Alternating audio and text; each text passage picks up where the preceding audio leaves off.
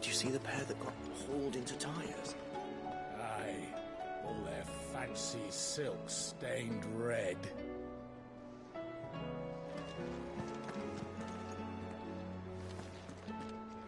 Thanks for not leaving me in the Dominion. If you hadn't come back, I might still be stuck there. I told Nan we flew back on the Phoenix, but she walloped me for telling fibs. Can you tell her it was the truth, Clive?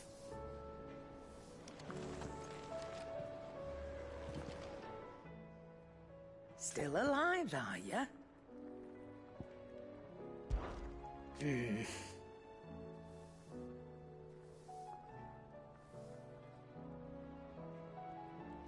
The whole realm's in chaos.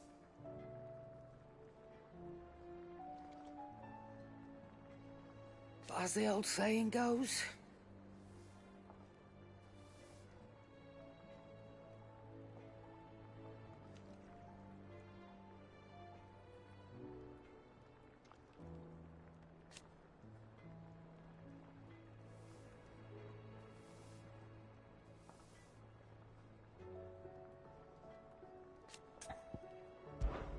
going purse weighing you down.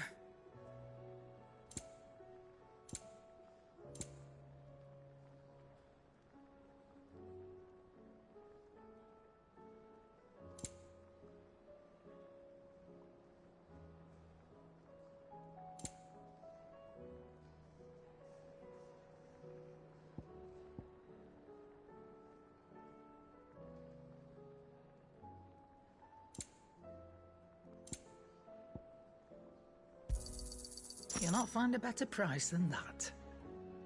Is that all? Clive, going purse weighing you down.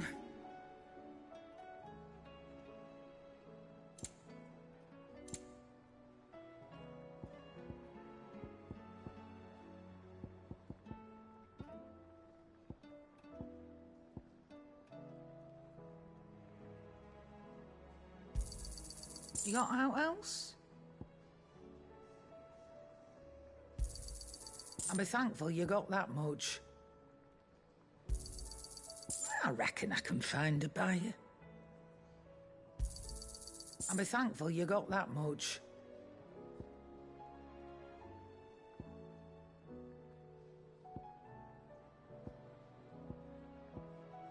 Come again. Or don't. I'm not much bothered either way. It seems the hideaway's lost its appetite. Can you blame them, with the skies as they are?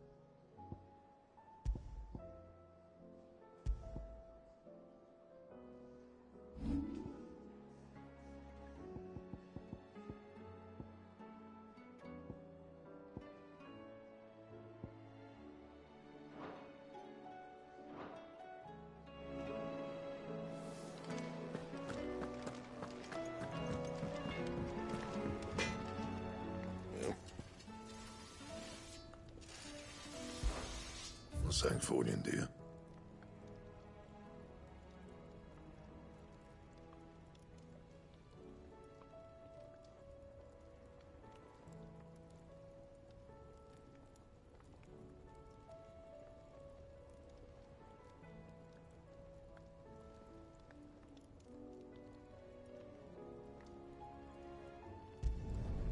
Should last you a good while.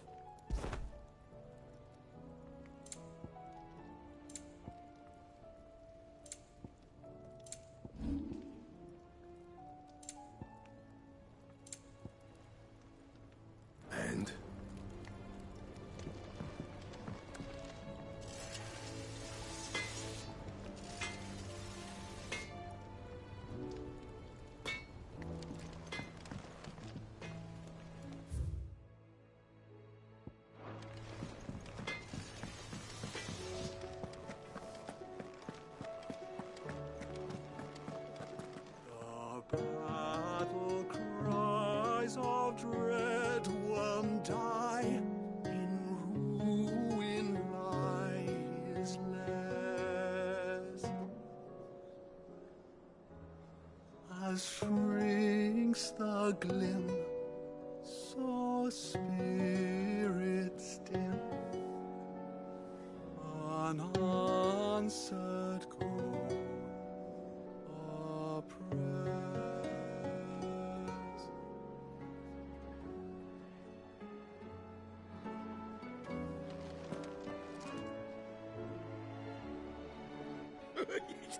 Ivan's newest dish is a masterpiece. Once you get over the urge to gag, that is.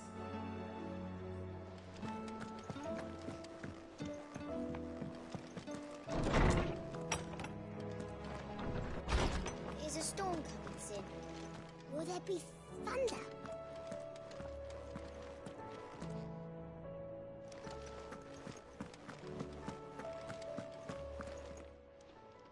I was wondering when next you'd visit.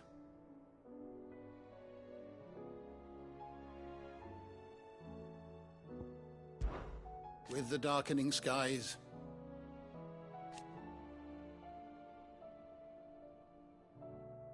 but be that as it may,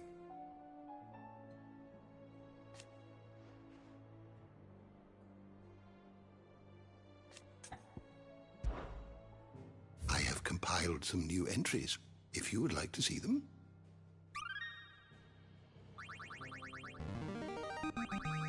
Now this, I believe you will find most interesting.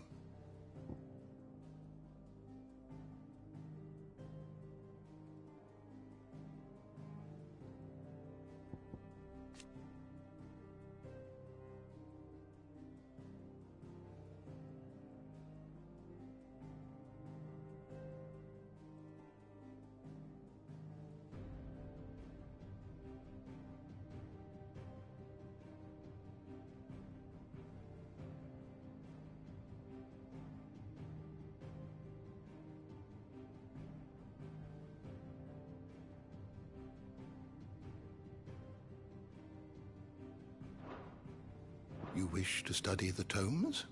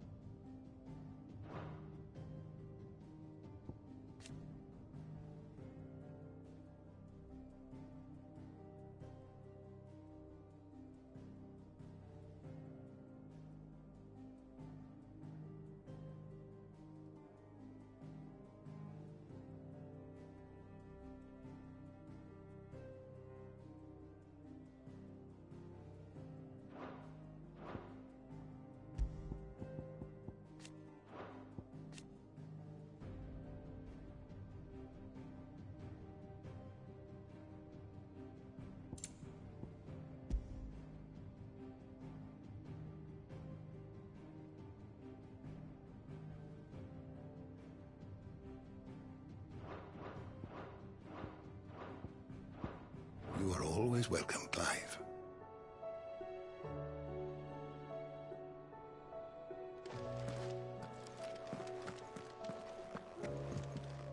Sid, did you know that chocobos are far more resilient to the effects of ether than most other beasts? Some say that's one of the reasons they were tamed for use as mounts and sumpters, so that an ether flood wouldn't mean instant death for their riders or drivers.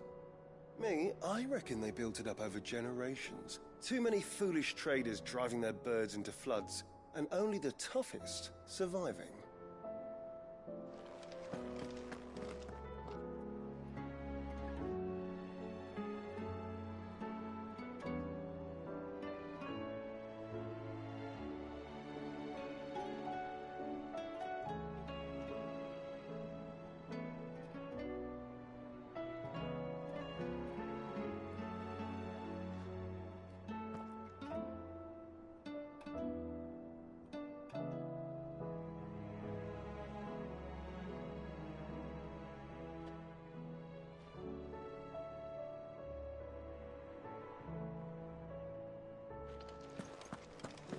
Is a storm coming, Sid?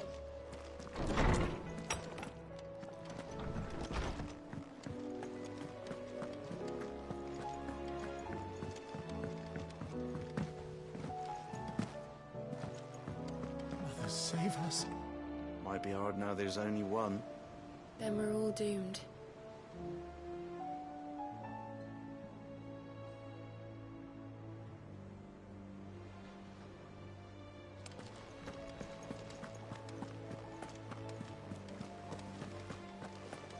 Did you see that? Tell me you saw that.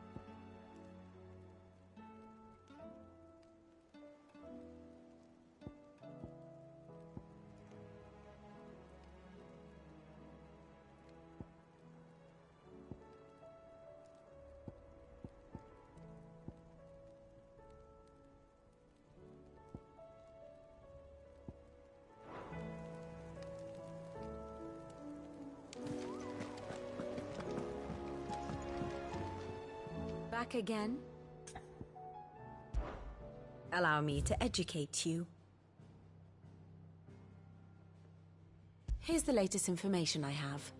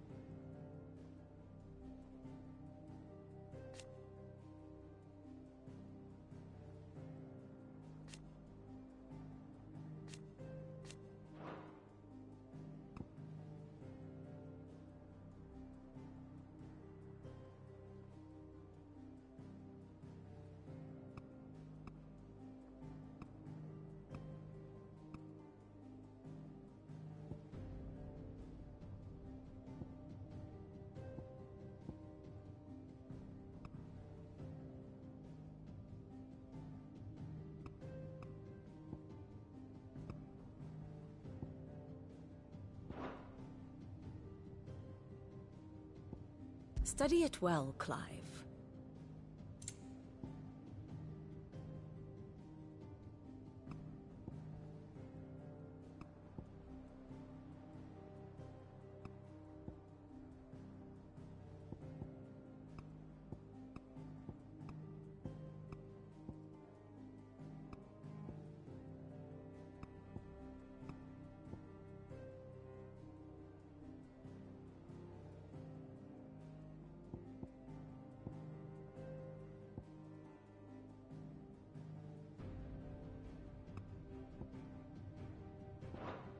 Very good.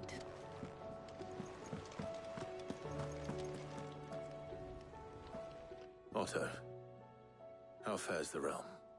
The realm? Oh, she's just fine. As long as you look past the fact storms out mother crystals and her skies are a roiling cesspit.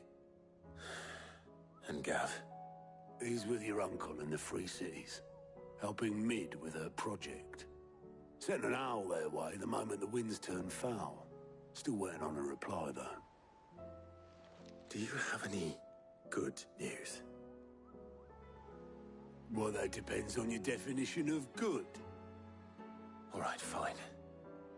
What do you suggest we do? Oh, no, I'm just the messenger. I'll leave the scheming to those more suited to the task. Could be that Lady Vivian and Old Tomes have their own thoughts on the current state of things. Could be that they don't. It certainly can't hurt to ask. I suppose not.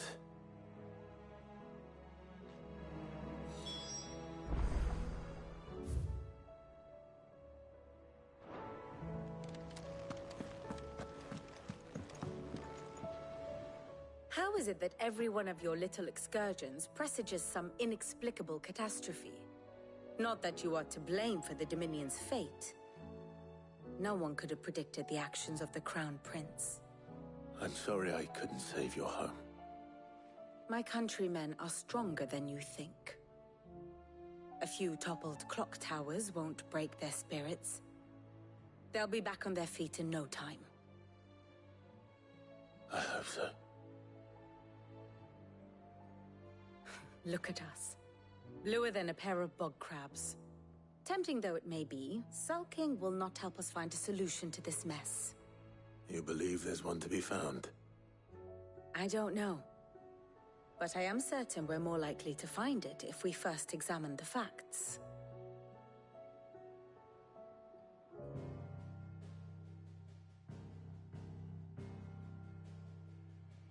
Beneath these darkened skies, fear and confusion reign over Valisthea. Oh, the lands around the fallen Mother Crystals had already begun to wilt for want of ether. But not like this. Crystals that filled wells and fueled furnaces. Now nothing but pretty shards of rock. And those that hang from the people's necks cast nary a glimmer of light to keep the dark at bay. It is only a matter of time before the common folk convince themselves that the end of days is upon us. Yet I fear a swift end is more than we can hope for. While most of the world thirsts for ether, the remainder drowns in it, spawning Akashic in droves. And amidst the hordes of mindless beasts, with magics as like to fail as function, even the strongest nation would falter. Rosaria and the Iron Kingdom teeter on the brink of collapse, while the tragedy in Twinside has all but paralyzed the Holy Empire. Dalmekia fares little better. Rumor has it the ministers fled the capital after the fall of Drake's Fang, leaving their beloved republic to crumble. Waloed, meanwhile, moves in earnest. The Einherjar has been sighted off-storm. The world, in short, is in chaos. It would seem our civilization was nothing but a castle of sand, to be washed away at the whim of the waves.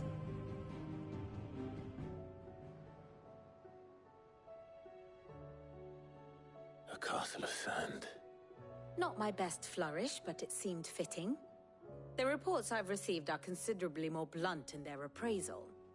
Without the protection of their nations, it will fall to the people to defend themselves against those who would take what is theirs. Which is only ever going to end one way.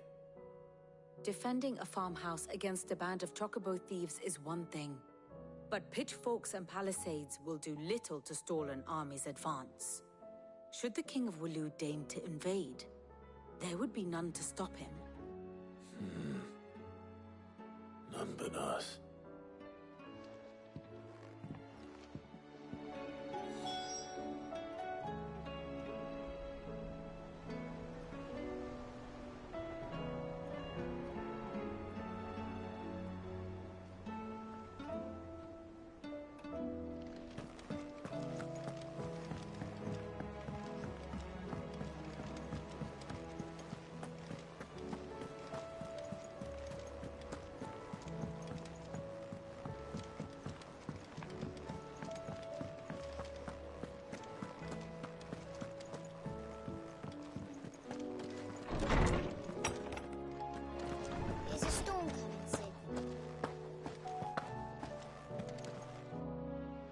me guess. You're here about the skies. Is there anything you don't know, Lawsman? It doesn't take a court astrologer to augur the obvious. As for what has disturbed the heavens, that, I believe, is a question the Fallen might be better placed to answer than I. And on the 6th day did the gods tear the sun from the firmament, visiting darkness upon their prideful sons and daughters. But I dare say you remember your childhood lessons on the sins of Zemeckis only too well. You think they're connected? That Ultima was one of the gods responsible? Well, he has certainly exhibited powers that we mortals would associate with the divine. There is nothing divine about him. But he wouldn't be the first god of whom that could be said, now would he? Yet for all the fairy tales that tell of the sins, there is almost nothing in the way of actual historical accounts. Had I the Journal of Moss the Chronicler, I may have been able to tell you more, but alas, I fear all remaining copies have been lost to time. You will forgive me, I hope? Certainly not. Because there is nothing to forgive. Even without this journal, you've provided us ample wisdom. And we will always be grateful for it. Perhaps Otto will be more inclined to share his thoughts when he hears what the others had to say.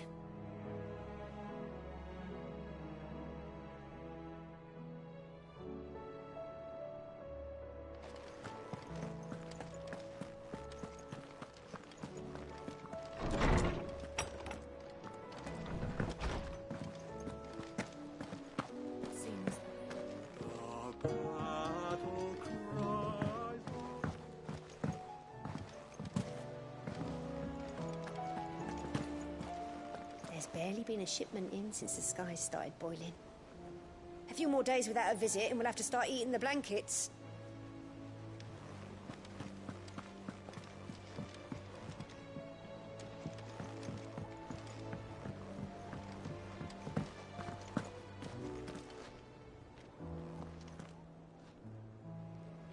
Clive, we have a problem.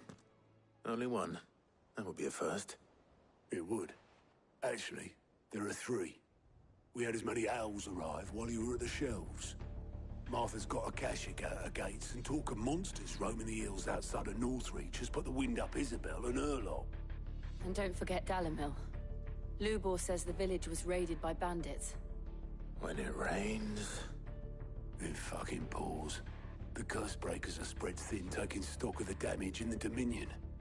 And even if I could get word to all of them, I doubt they'd get here in time to make any real difference. Which means there's only 2 people who can. Jill and I. Let them know we're on our way.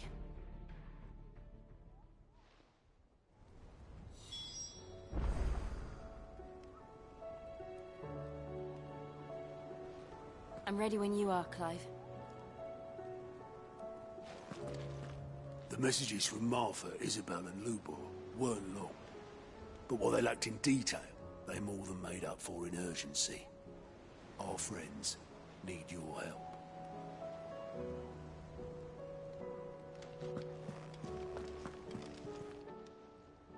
Clive! Anything catch your eye?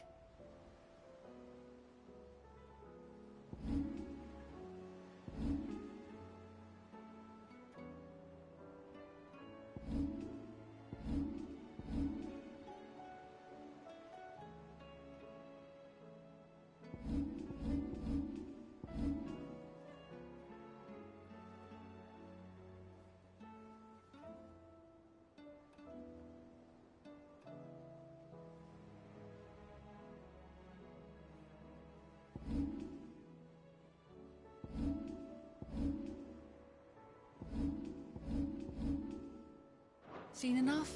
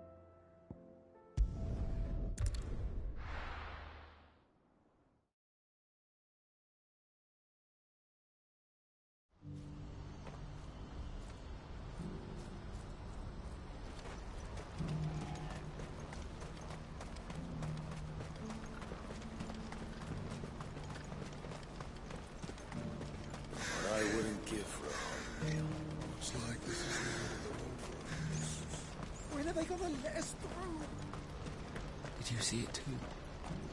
Lights in the sky over the Dominion. I did. Is it war, do you think?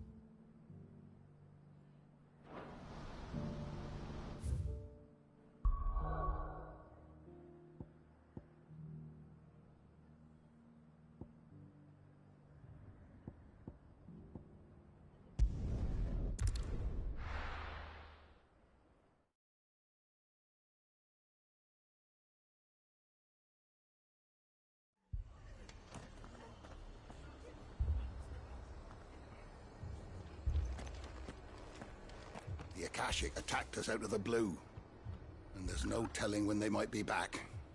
You'd best keep that sword handy, Sid. This man's gonna die if we don't get him to a healer. But all our beds are taken.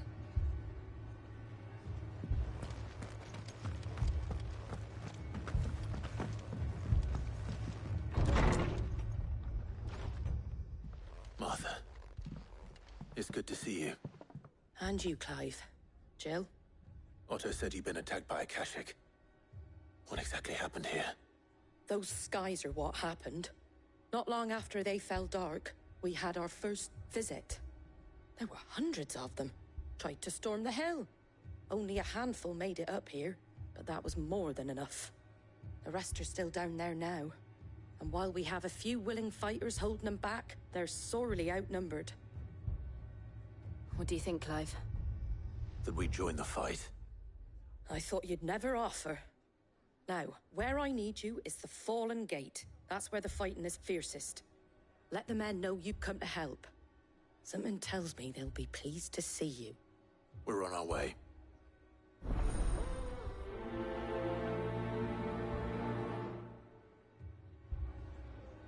Do you think there are as many as Martha says? More.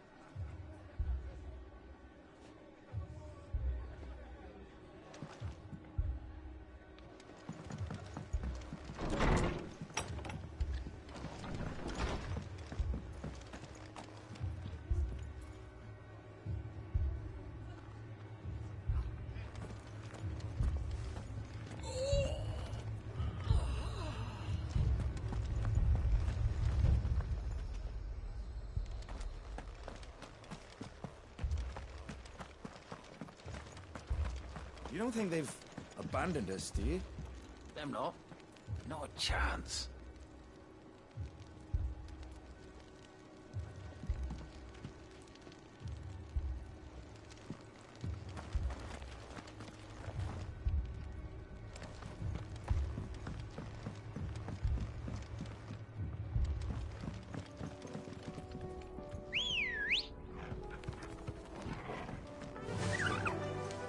Faster!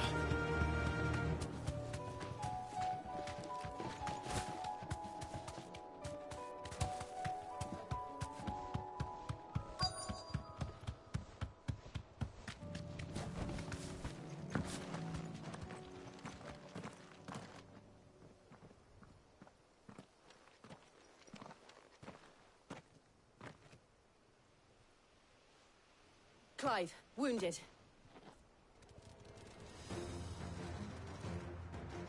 We deal with the Akashic first.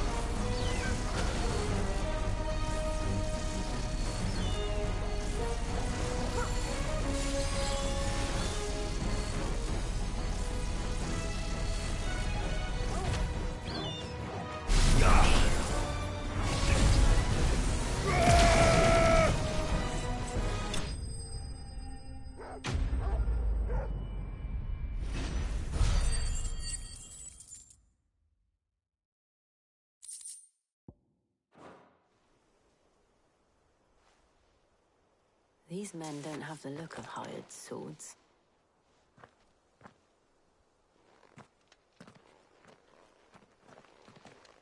If you've come to rob this place, You are mistaken, my Lord Rosfield. We're here by Madame Martha's leave. how do you know my name? Forgive me, my lord. There wasn't time for introductions. We're with the Guardians of the Flame. Wade's men? But how did you come to be here? Where is your commander? Sir Wade left earlier with a scouting party to find out where the Akashic were coming from. Did he? Take your wounded back to the inn. Martha will see you're looked after. We'll join you anon.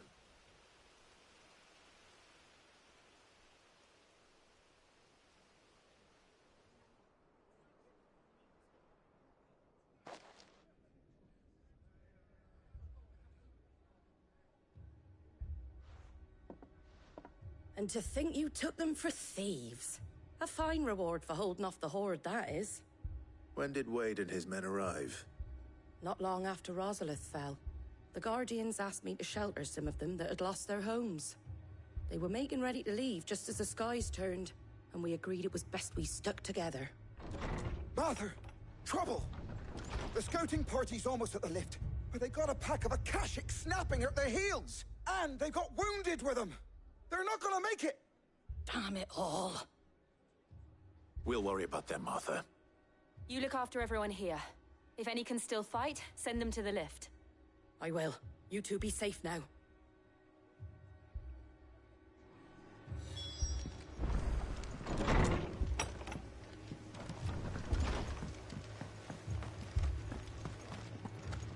My brothers. dogs. The lot of them.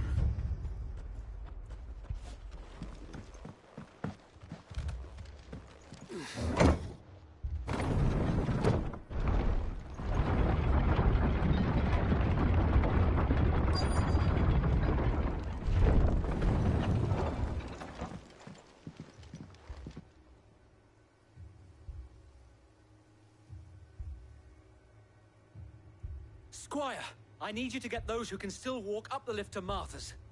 But what about... I didn't ask, Oscar. Sir. Sir Wade. Lord Rossfield. If you aren't a sight for sore eyes. Martha seemed to think you might need some help. And by the looks of it... We thought we could sneak by them. But we didn't know there would be so many. How could we have? Behind you!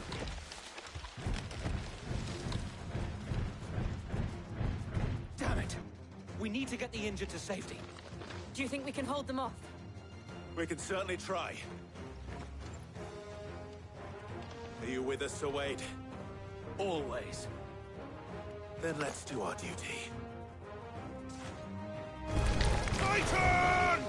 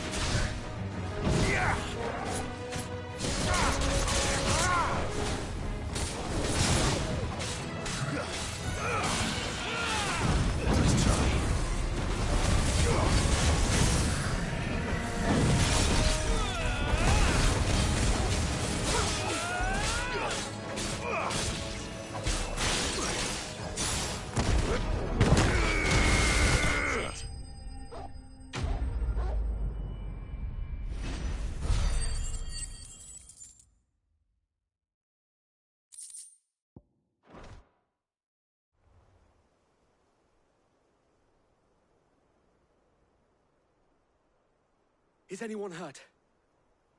I don't think so. And yet again, you've pulled me from the flames. It's just a pity I keep walking into them. You've never been one to shy away from danger, Sir Wade. Like any shield worthy of the name. I see you're all in one piece. Martha! Is something wrong? The lookout saw smoke coming from down Eastpool way. Too thick to be a hearth. A second horde. Feel like finishing the job. Always. Jill and I will make for Eastpool. You'll need to move the injured without us. Don't you worry about them. The moment my men are safe, I'll follow. Good luck.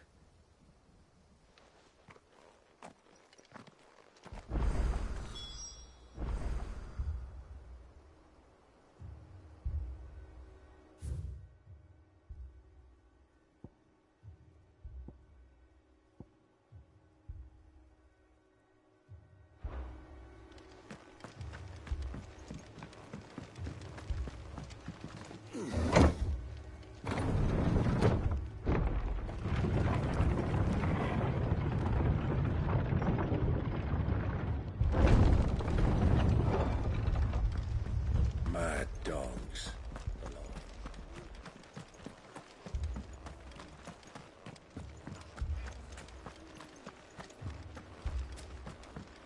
This man's gonna die if we don't get him to a healer.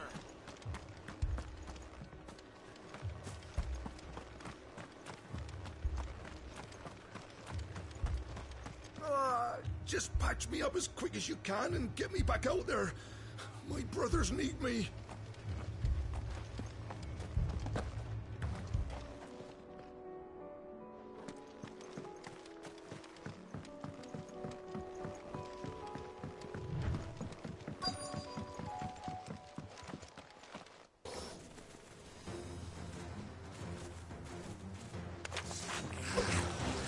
They're headed for the rest.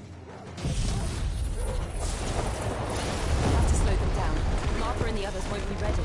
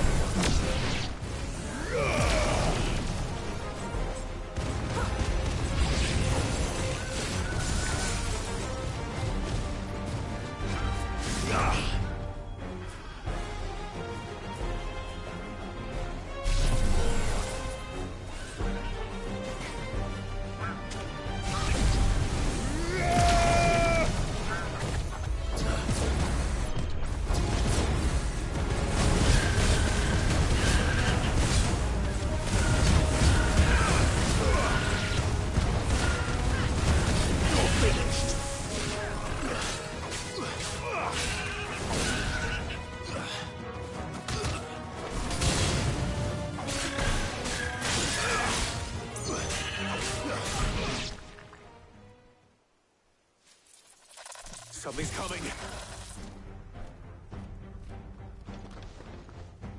Apologies, my lord. Did I miss anything? Only the first round, Sir Wade. Shall we?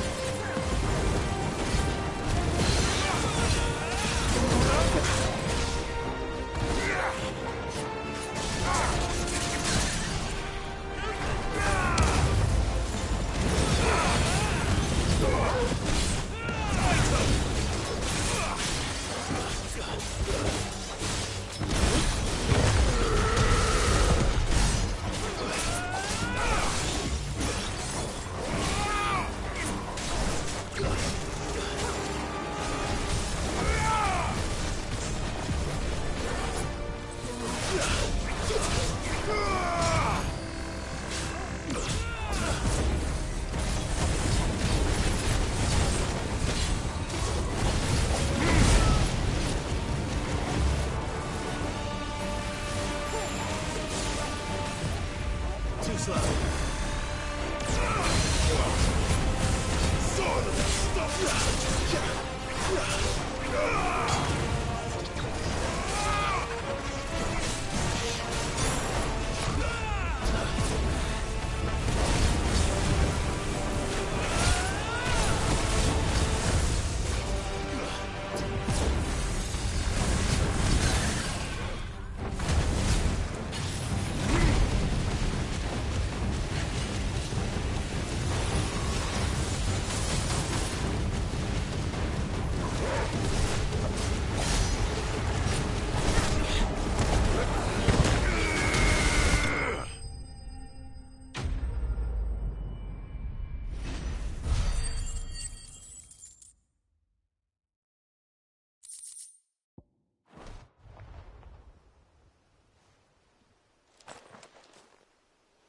Do you see any more? No. I think that was the last of them. But it won't be long before the next lot arrive. Then we make for Martha's while we can.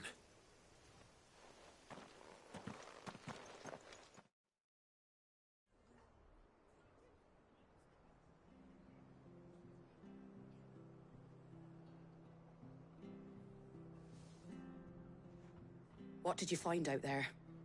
The same as Sir Wade. Scores of Akashic. Well, wherever they came from, they're gone now. Our lookouts say the lowlands are clear. Hopefully we'll have enough time to lick our wounds. How many of your men were injured? A damn sight less than if you hadn't turned up. Thank you. It was a hard-fought victory. But as long as the skies remain dark, I fear the Akashic's numbers are only going to rise. It's not a matter of if the Horde will be back, but when. And whether that's sooner or later, we'll need to be ready. The inn here affords a good view of the land, and is easily defendable. I'd like to make this one of our outposts. What do you say, Martha? You'd have more men to guard the rest. Well, when you put it like that, of course they can stay.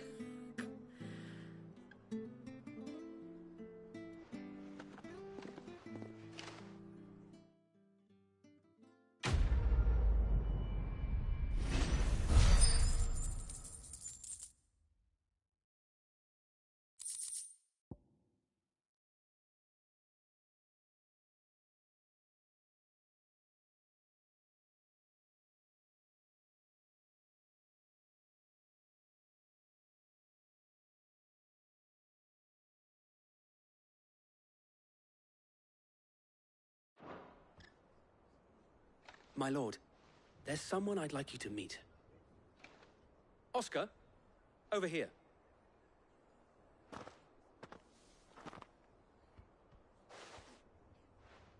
It is an honor to make your acquaintance, Lord Rossfield.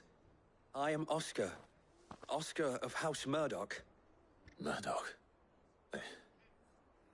I wasn't aware the Lord Commander had children. Oh, he didn't.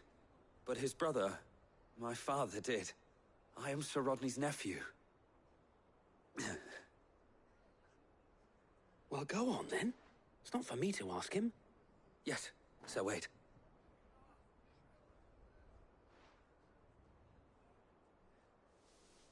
If it please you, my Lord Marquis, might you take me as your squire? I would learn the duties of a shield from the finest. I'm sorry to disappoint you, Oscar, but I'm a shield no longer. Nor was I ever the finest. And spending time in the company of an outlaw hardly seems a fitting education for one aspiring to take his oaths. My Aunt Hannah once told me that a man is not defined by his title, but what he does in its name. You have accomplished much since taking on the mantle of Cid, winning no little honor in so doing. And I would sooner serve under an honorable outlaw than an unworthy shield.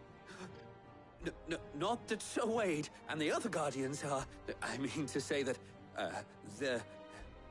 It's all right. We know what you mean. There is only so much the boy can learn from me, my lord.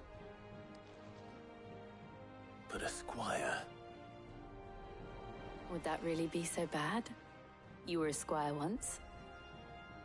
And I'm certain Sir Rodney would approve.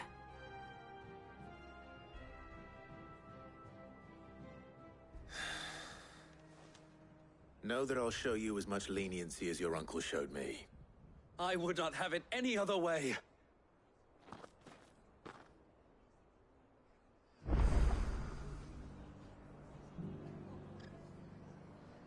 I will not let you down, Lord Rossfield. You or my uncle. We shall be staying here for the time being, and not just for the ale. I'll have one of my men escort Oscar to Benimir once he's said his farewells.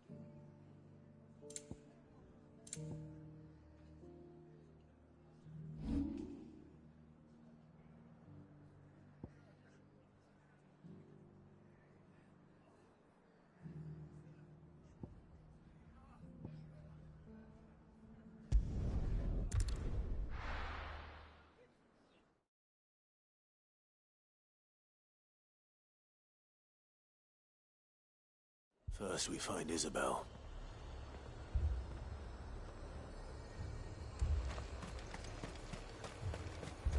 Where is everyone?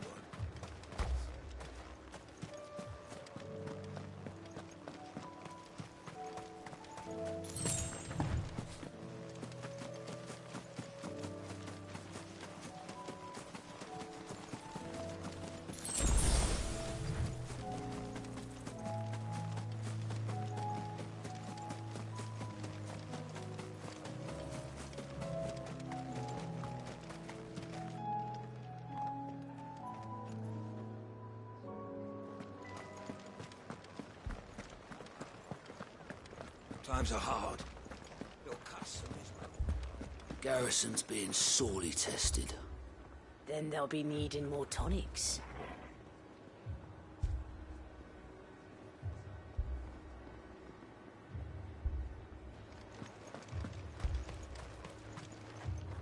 I saw it with my own eyes. The whole of Oriflamme under a flood. Then we're next.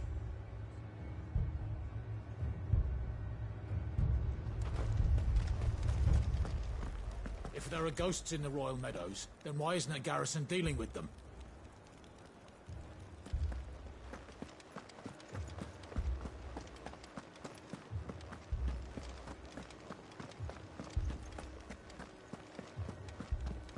I can't do it. I can't.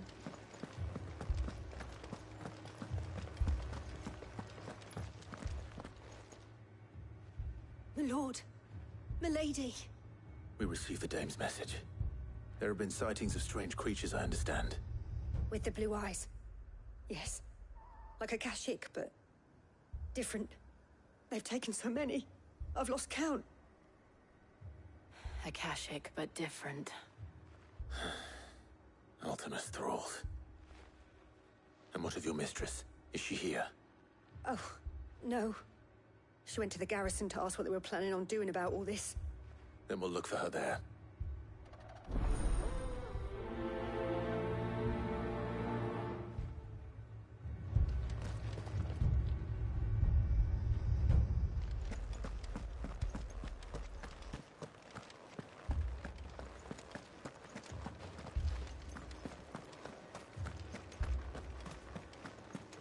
We could leave.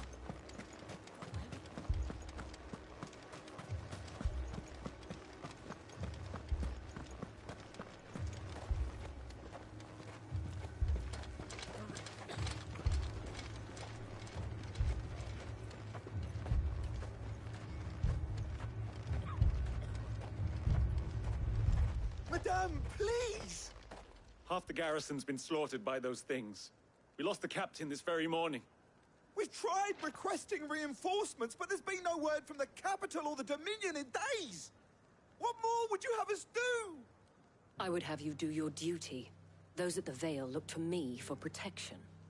and protect them I shall, because they are my charges and that is my duty. In case you have forgotten, the people of this town are your charges. But more than that, they are your people. Your sisters, your brothers, your lovers. So you have a choice. Lay down your sword and watch as they are slaughtered, or take it up and do what is right. She speaks the truth, you know. This here, it's all we have. It's all that's left. What we have left is our lives! Do you really want us to lose them as well? Not if we don't have to. Look, there's a cask under the captain's bunk. Let's talk about this over a drink, eh?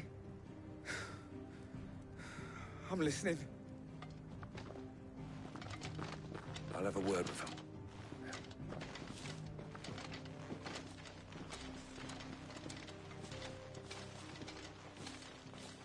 Ah, Clive. I didn't expect help to arrive so quickly. And sought to take matters into my own hands. It was a noble effort, but I thought you might still need some support. How like you to consider my needs. What we need to consider is where the creatures came from. The way the survivors speak of them, one would think they appeared out of thin air. And perhaps they did. It's hard to know what to believe these days. We'll talk to the survivors.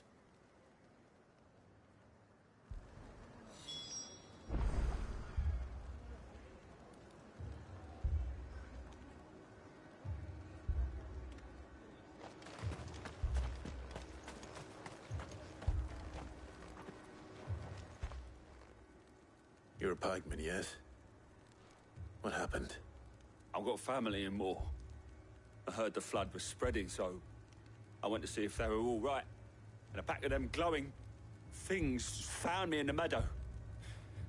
I ran for my life. I never did get to the village. Leave that to us. My family. They're still in the capital. I'm sorry, darling. I truly am. Don't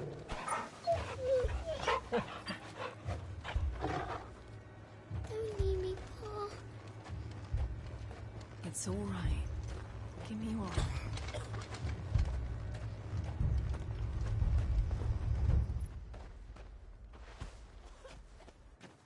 Did you see the creatures that attacked you? Creatures? Yeah, They came out of nowhere. They went for Joseph first, then me, and then they were just gone. Do you remember where you were? On the road from Oriflamme. We just passed Moor when... Where's my Joseph? It's all right. Just rest now. At least we have an idea of where the thralls might be now. We should head for more.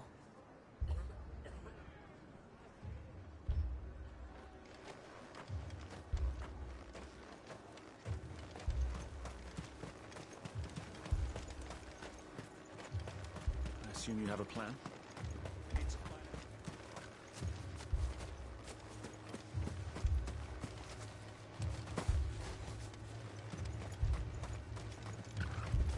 It was all they could do to escape. They just left the bodies there in the flood.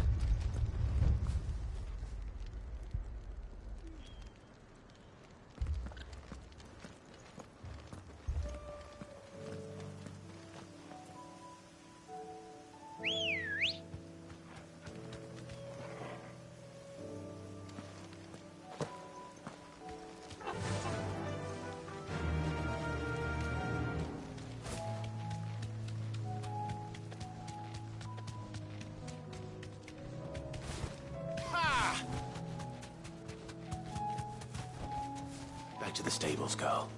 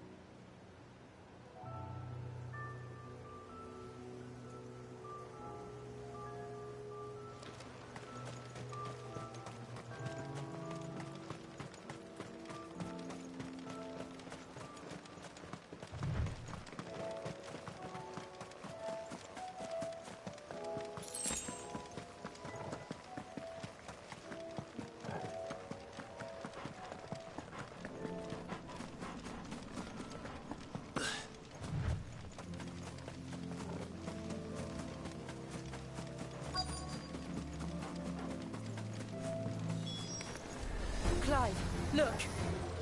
I see them. With me!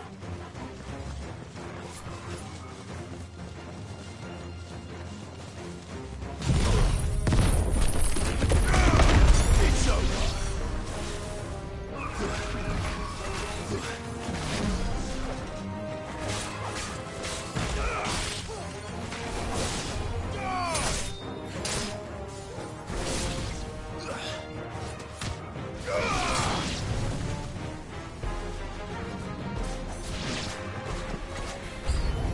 Should I prime? No. Save your strength.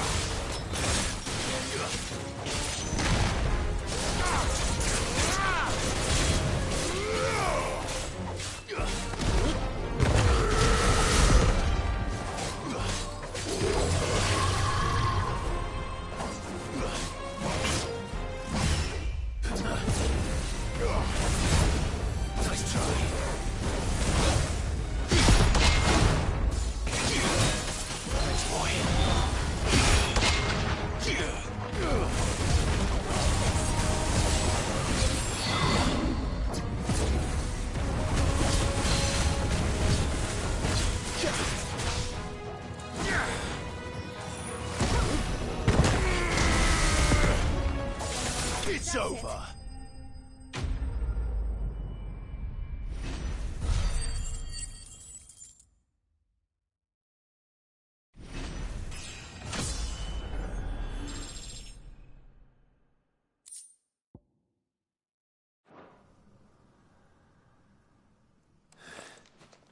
Do you think there are more? There are always more. But I'd say we've done what we can for the time being. Then we should let Isabel know.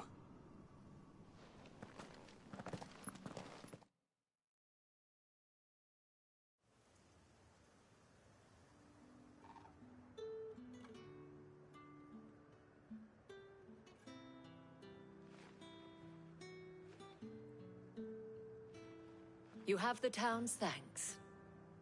Don't thank us yet. There will be more. Many more. And you'll need to be ready for them. Oh, we shall.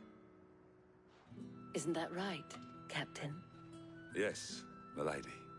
The garrison will be ready. Philippe here has convinced most of the men to remain at their posts. For now, at least. Hearing that the Dane would look kindly on any man who committed himself to the task certainly didn't hurt. It's not the most selfless of motives, I'll admit. But whatever it takes, eh? Now me, I never needed convincing. I became a soldier to protect the people I love.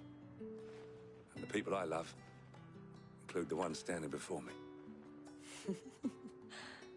Handsome and chivalrous. Now, if you don't mind, I have sentries to post. Milady.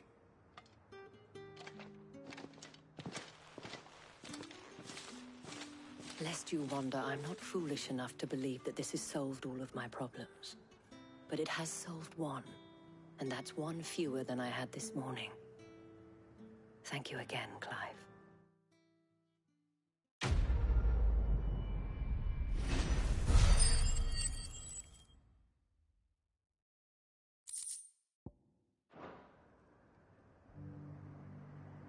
Philippe will make a good captain. He reminds me a little of you, Clive, but without all the mocks and mows.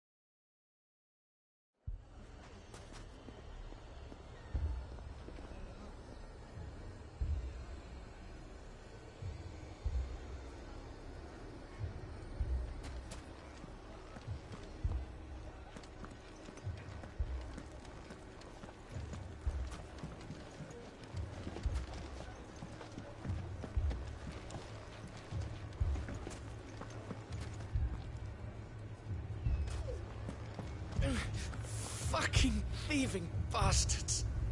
As if life hadn't been hard enough round here since the Fang fell.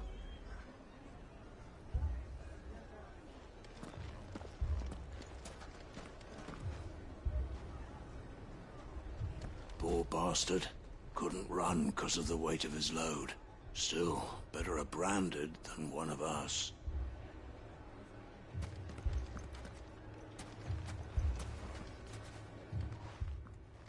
Sid!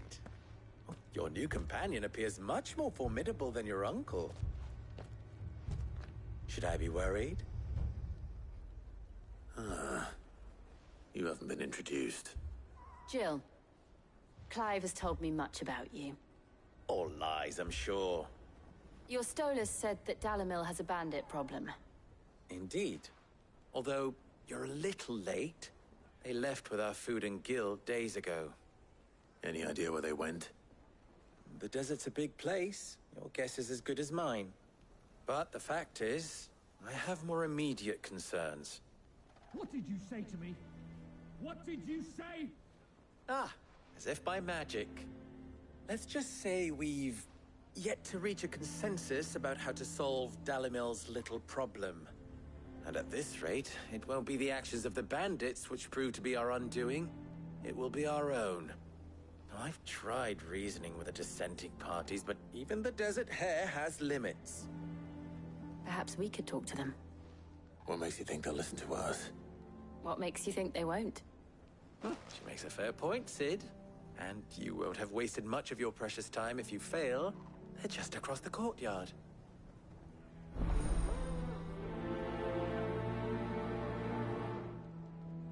Suppose we just follow the shouting. Get it, boy!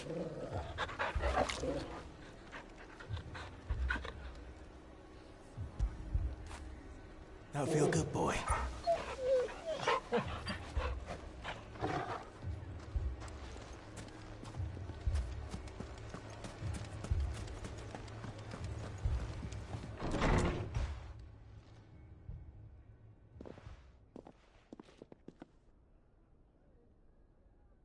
You wouldn't talk like that if it had been your men whose throats were slit.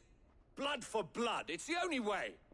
We hire mercenaries and have them mount the bandits' heads on our walls as a lesson to the rest. And what happens when those mercenaries are slaughtered like your men? Are you going to hire more? We're better off using that coin to buy food and supplies. If we hire mercenaries, the only thing we're buying is the bandits' ire. And you cannot fill empty bellies with that. Do you hear me? But what happens when they come back? Maybe it'll be your throat that's slit. That's enough. Both of you. Any more of this and I'll throw you out myself. Come back when you're ready to talk like adults.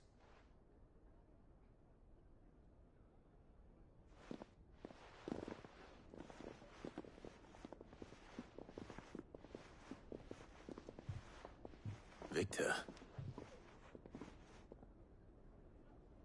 What's he doing here?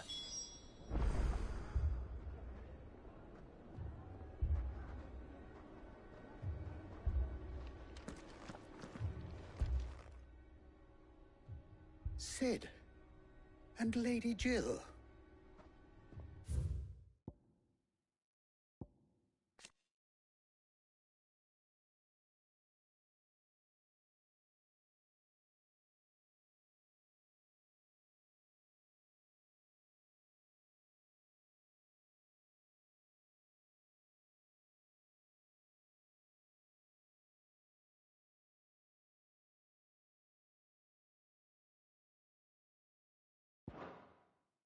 What brings you here?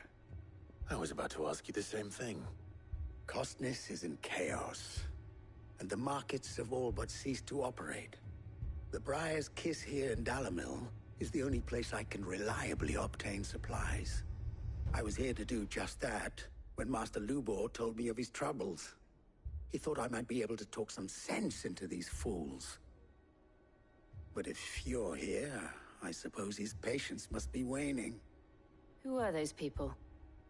Those were the thorns in Lubor's side. And the reason this place might be headed the same way as Costness. It's these accursed skies. The darkness is enough to drive a man to madness.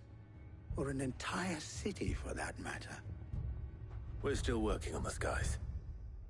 But in the meantime, perhaps we can find a solution to Dalimil's problems. I hope so. For all our sakes.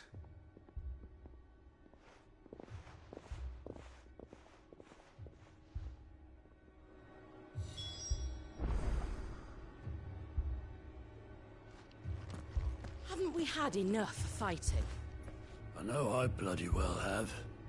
The next time those two go for each other's throats, I'm barring them both.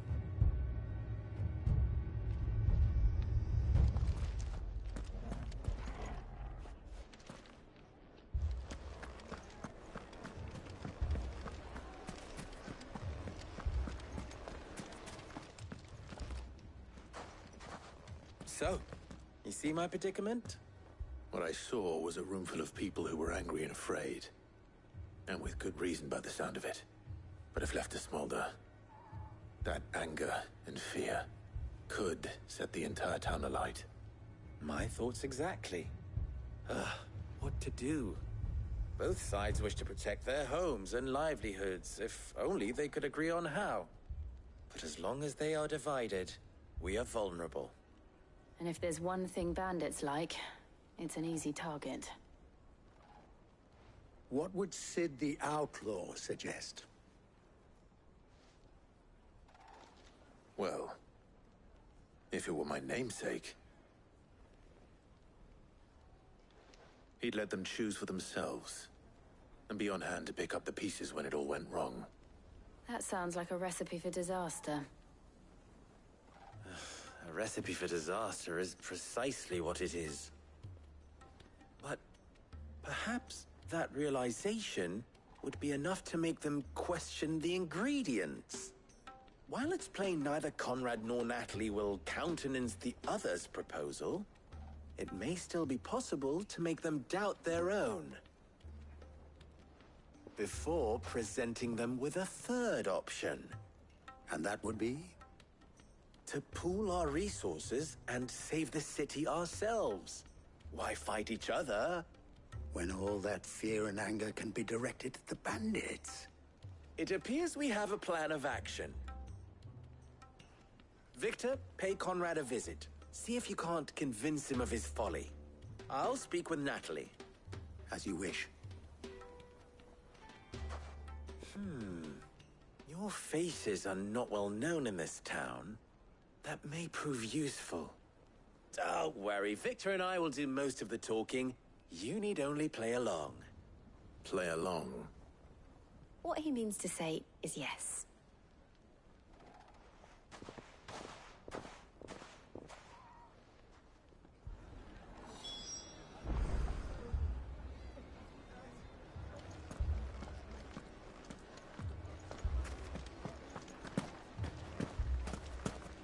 Picture it, Conrad. Your own city guard, with you as captain. Me? I don't know about that.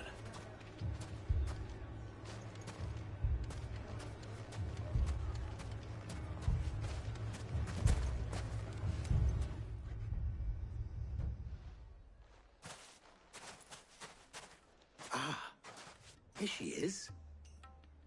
The Lady of the Spear herself. Conrad, may I introduce you to Jane, commander of the Red Wings, the oldest mercenary guild in the Free Cities. A pleasure, my lady. The pleasure is all mine. As I told you, I summoned the commander here from Canver to inquire about a contract. Victor says you told him no. That there aren't any men left to hire. Is that true? True as the crystals cracked. Nobles came and claimed every last one worth his salt. And not just from us Red Wings. You know of the 7 high houses. There must be 2 swords assigned each one. Granted, we have a few boys left. If it's boys you're looking for. Well, Conrad, are you saying that Dalamil's finest cannot defend this town better than a gaggle of unblooded striplings? That a band of beardless youths could better avenge the deaths of your brave men than you yourselves? Absolutely not. We'll show those bastards who they're dealing with.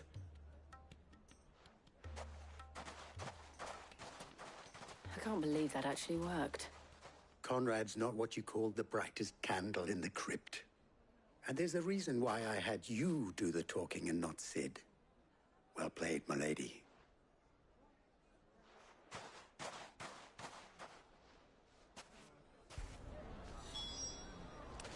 Then let us band together and show these brutes that Dalimil is not to be trifled with.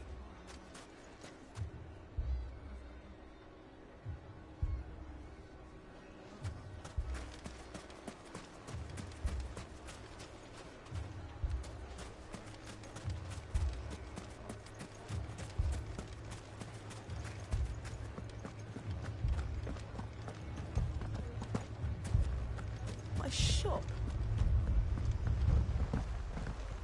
If I had my pickaxe, I would...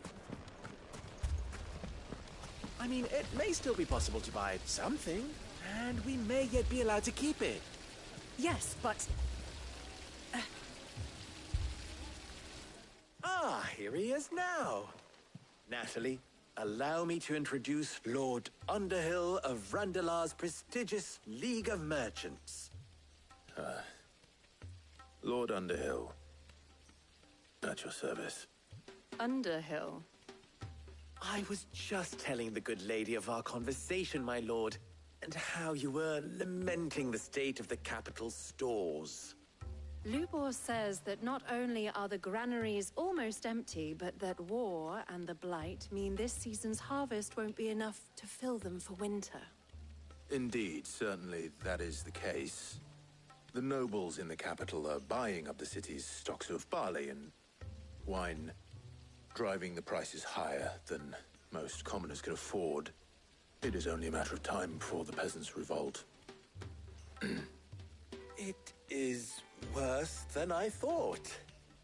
If what Lord Underhill says is true, I fear we have little hope of supplementing our stores, meager though they regrettably are. And while I applaud your endeavors to dissuade our more bellicose citizens from seeking vengeance, I sense Conrad is not wrong in his assessment of the bandits' likely return. Which means that now, more than ever, we will need to secure what little we still have. Food, weapons, herbs, everything. If our humble town is to endure not only this hardship, but those that are certain to follow, we must stand united. All right. If it will help to protect my home, I'll do it. But you needn't have gone through this charade.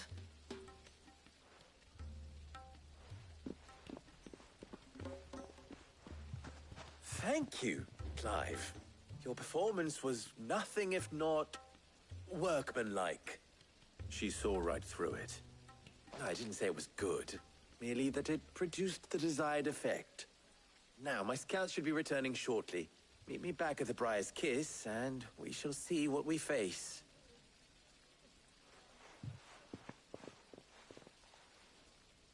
I'm not convinced our roles in this ruse were entirely necessary.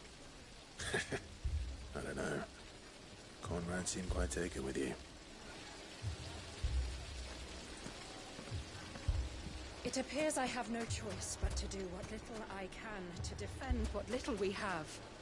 But I would not see any unnecessary blood spilt. We need a plan.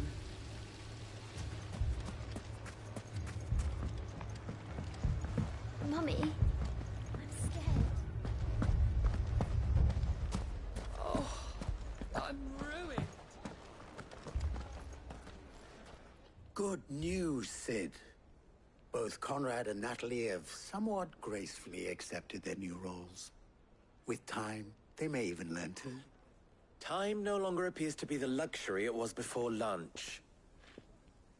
I take it your scouts found the bandits. Technically, it would be the bandits who found my scouts. It appears they march for Dalimil as we speak. All of them. You're not serious. They don't just want food, they want the whole damn town.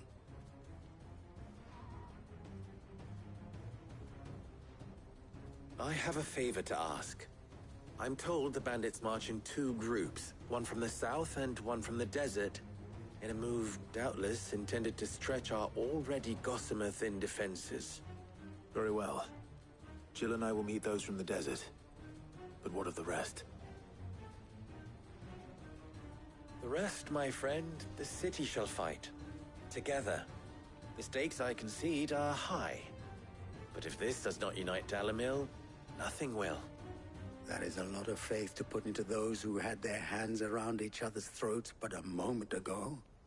Then it will be for us to see that their hands are kept occupied. And I do mean us. I thought you might say that. We'll hold them off for as long as we can. And we will do the same.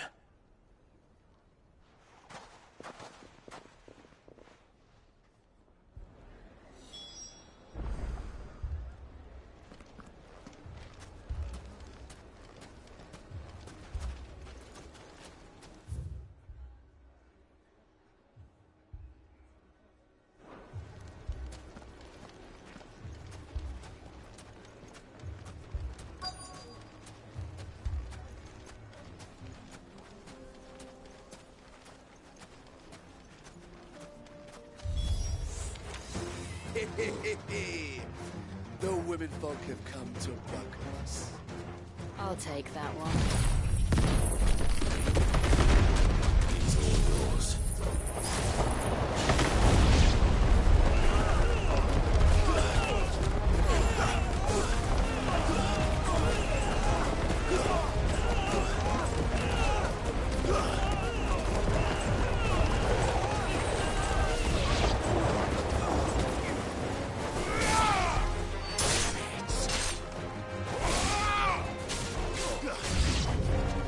They mean to overwhelm us.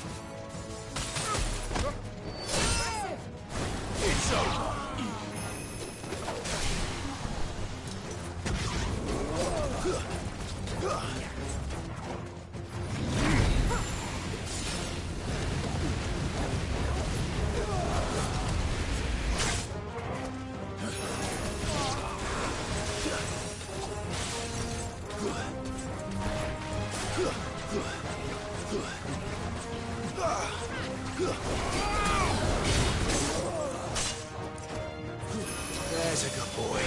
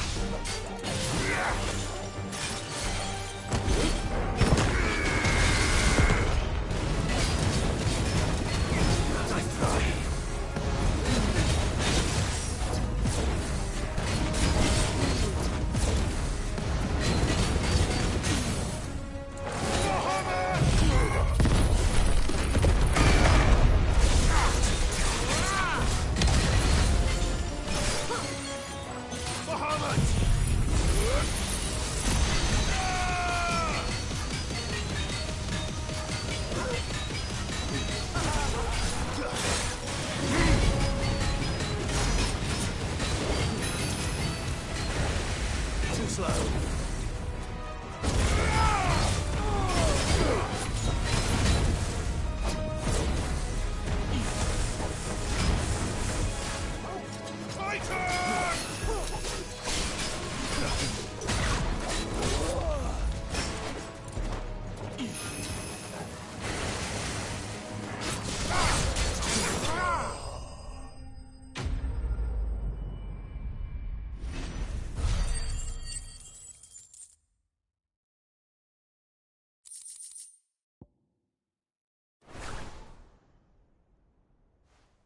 The townspeople.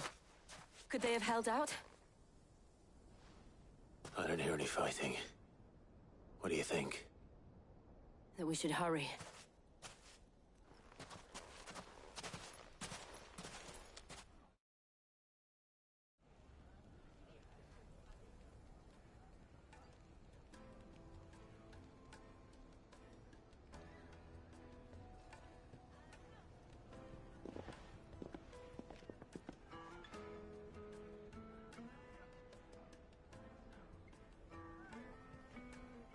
Natalie, I owe you an apology.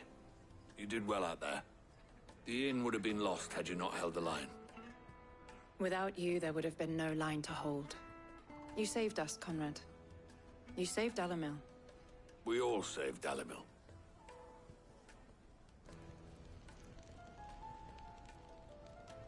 Conrad seems to have had a change of heart. I'd say they both have.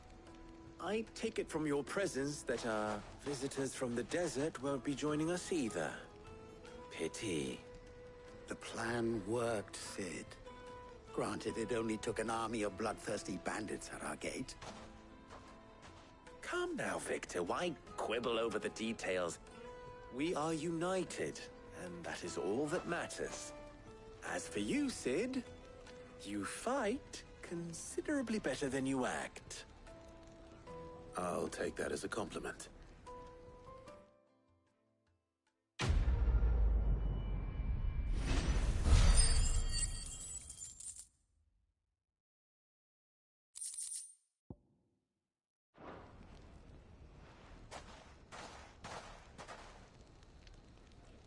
Our friends seem to have things under control. For now, at least. Let's go and put Otto's mind at rest.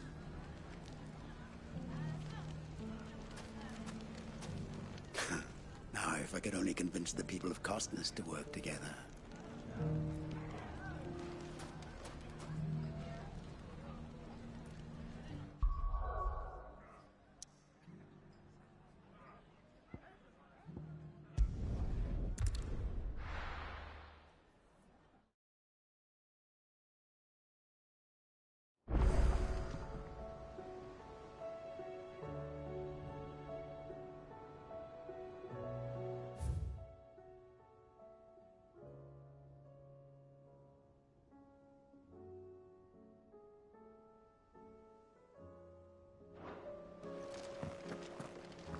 I'd be happy to tell Otto everything that happened.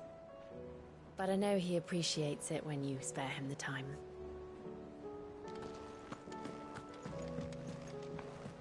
Or the moon, for that matter.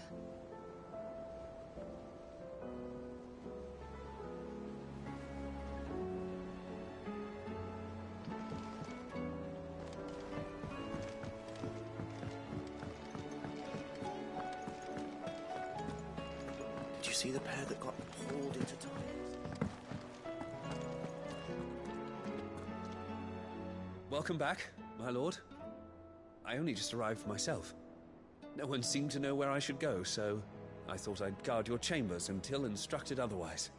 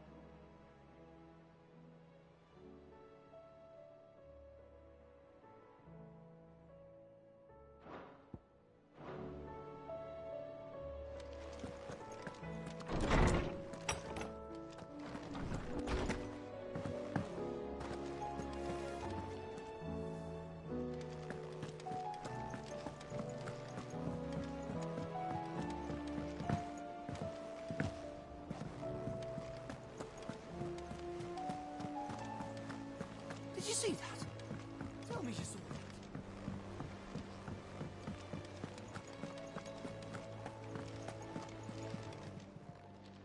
Welcome to the Patron's Whisper. Is everything we've received and everything promised?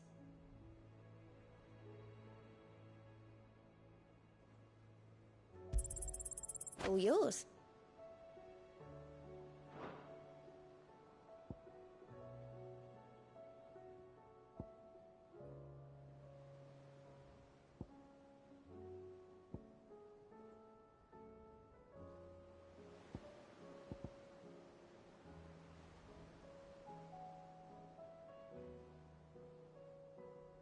All done?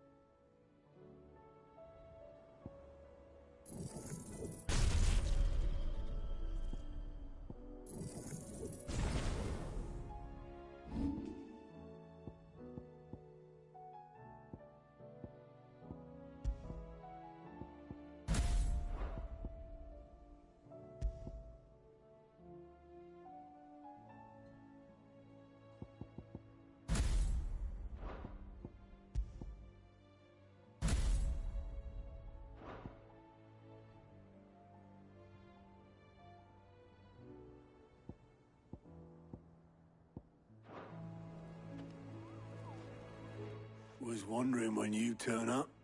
Had owls from all our friends thanking you for your timely intervention. How is it you always manage to arrive at just the right moment? Luck, I suppose. Any word on the rest of the realm? Let's see. Storm's still crying out for mother crystals. The nations are still in chaos. And the skies are still the colour of a kick in the kidneys 2 days on. So... Right. Clive, we knew this was going to happen. Well, not the bleeding skies part, but you take my point. Now's not the time to second-guess yourself. Now's the time to visit the infirmary. Talia says your brother's awake. Thank you, Otto.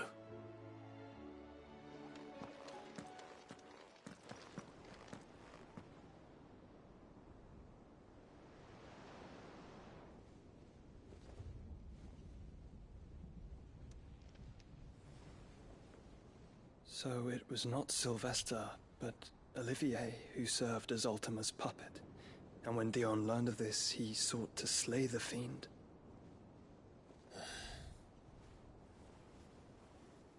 Only for his father to take the spear that would have freed him. Enough to drive a man to madness. Small wonder he hasn't stirred. I would be afraid to wake. Had I but reached out to him sooner, warned him of the threat Ultima posed. But now, both an empire and her prince lie broken. Joshua, what do you know of Ultima?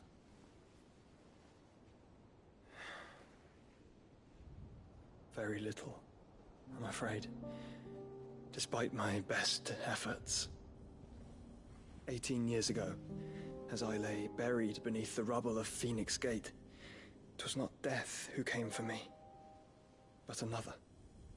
And it was while in my rescuer's care, I first heard of Ultima.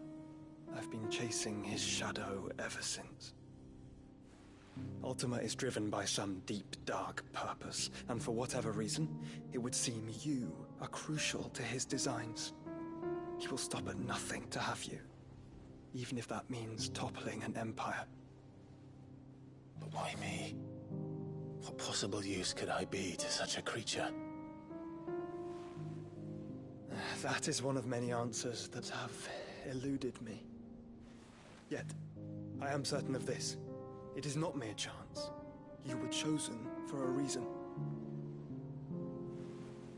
All dominants carry within them the might of an icon. Nigh limitless power that is at once acutely limited. I wield fire, and only fire. And I only ice. 8 wardens for 8 elements. But you, Clive. You are different. You're special. Your abilities begin with the flames of Ifrit. But they do not end there. The fact Ifrit can even exist goes against everything we thought we knew of dominance. Perhaps Ultima has been waiting for one such as you, whose potential is truly limitless. I've encountered that thing several times now. If it or he, as you say, needs me, why hasn't he claimed me as he did the boy? Were I to hazard a guess, I'd say the two of you are somehow incompatible. His mind not properly attuned to your body. His mind? Mind, awareness, spirit, call it what you wish. But I believe Ultima to be an embodiment of the concept. It is why I struggle and fail to contain him here inside me. I'm sorry. Inside you? With every setting sun, I feel my strength wane. And though the Phoenix's flames mend the prison I have made for Ultima, they do so at a cost. We must find a means to bring an end to him, before I meet my own. What were you thinking? It was that or let him take Clive. And I've always had a soft spot for my brother. But That doesn't mean you should sacrifice yourself to save me.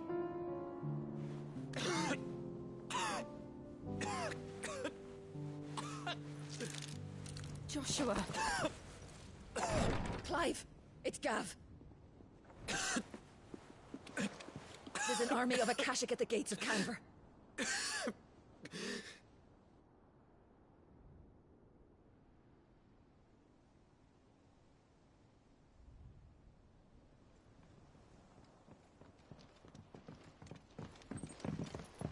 Well, what's the short of it? Tyre told you. The capital of the Free Cities is under siege by an army of monstrosities. The city guard are doing their best to stem the tide, but numbers ain't on their side. What of Lord Byron and Mid? Were they able to escape? No, but they're all right for now. They're hiding with Gav at midship. We have to get them out of there. And we shall. Otto, prepare a Stolas. Tell Gav to stay exactly where he is. Understood.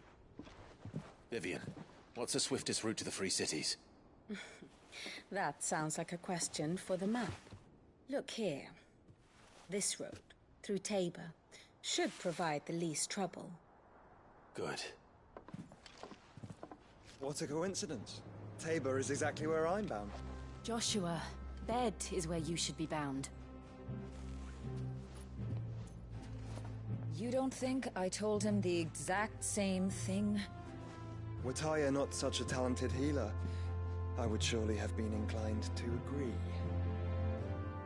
But, thanks to her ministrations, I feel I may safely rejoin my attendant, who was to wait for me in Tabor if we became separated. All right, we travel together. Clive. If he stays close to me, he'll be fine. Thank you, brother. I'll look after him.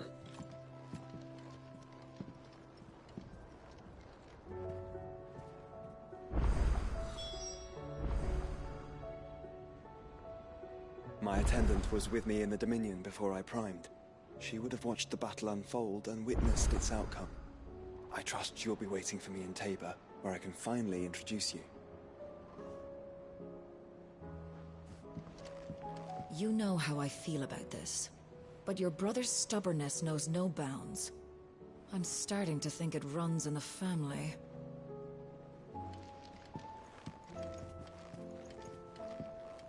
Tyre's right. Your brother is in no condition to travel. That's all I'll say on the matter. It's Mid, Gav, and your uncle we should be thinking about now.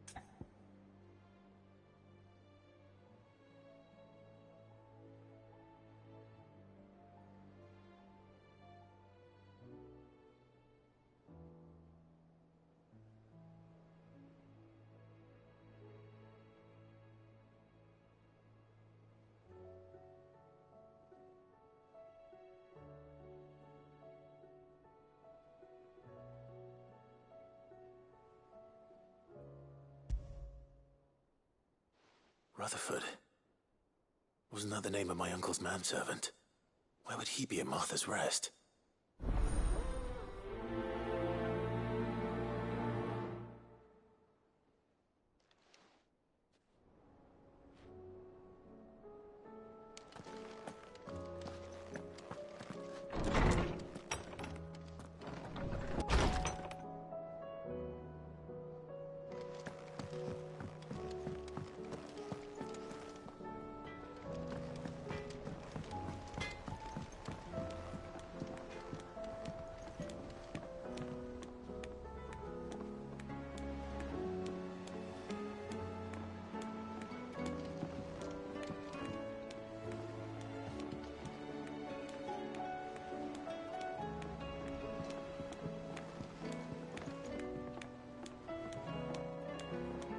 round and round the city clock. The wyvern chased the eagle. The birdie stopped to catch his breath. Down came the eagle.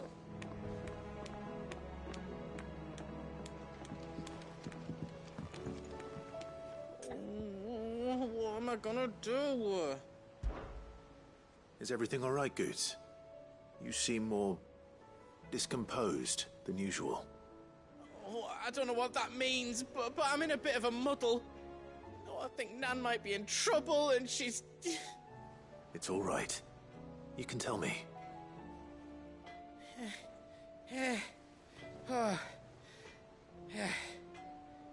There was a trader came by. One of our usuals, like. Said he'd heard some rotten rumours about her down Dallimil Way. Folk are saying she's been selling to bandits and cutthroats and that. I mean, she's fond of a chance to make a coin or two, aye, but she'd never do business with baddies. Especially not the kind who go hurting people who haven't done out. I wanted to ask her about it myself, but I'm scared she'll give us a tongue lashing. She'd never give your tongue a lashing, though, would she?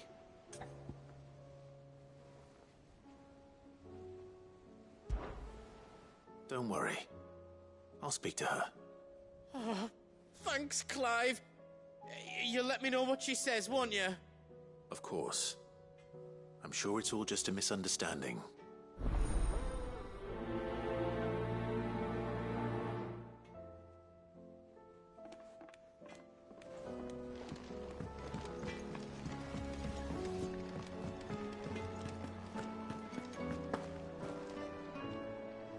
Lady Karen.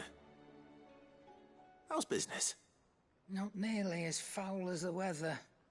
You're doing good trade, then? Both in and out of the hideaway? Can't complain. Wait. What exactly are you getting at?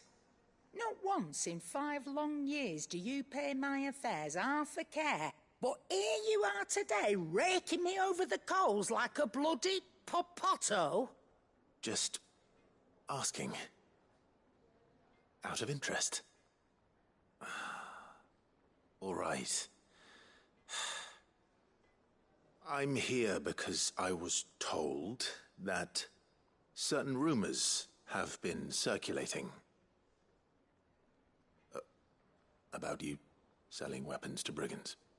Oh, are you? And who was it who knows me so well as to tell tales of my evil exploits? I didn't exactly hear firsthand. All I know is that someone in Dallimil has been spreading word to that effect. And what? You believe it? You think I'm profiting off the blood of innocents, do you? Look, I've done things I'm not proud of. Might be there were a time when I turned a blind eye to the wretchedness of the world so I could line my pocket. But that woman is no more. And you'd know that if you'd ever paid the slightest bit of notice. You're right, Lady Karen. I apologize. It was wrong of me to doubt you. No, it was. Now, I reckon you've got better things to do than pointing your do-gooding finger at a poor old woman. Of course. Good day.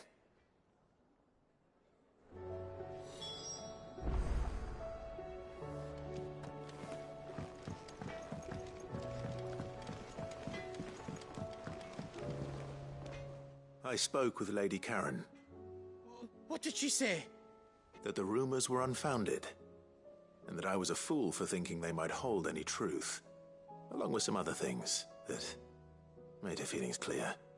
And while it sounds like she may have done things she regretted in her past, she says those days are behind her. Oh, well, that's good. I knew Nan wasn't caught up in out bad. But why would people say she was? What did she ever do to them? It's not right. No, it's not. But people do things for all sorts of reasons. Perhaps we'll never know. Well, I'm going to find out. That trader, He said they were all talking about her in Dalimil. So that's where I'm going. I'll find someone who'll tell me, you'll see. Are you sure that's wise? Whoever's spreading these rumors means Karen ill. Oh, right. But that's why you'll be coming with me, isn't it, Clive? I suppose it is.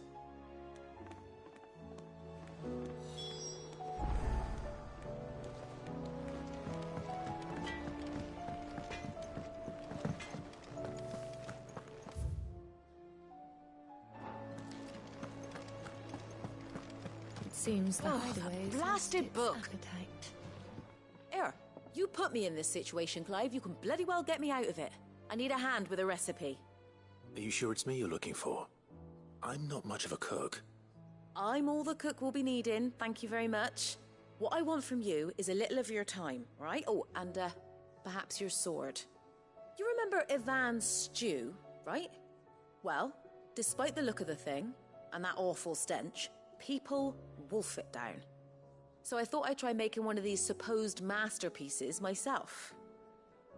Had a peek at the book and gave it a go, but, well...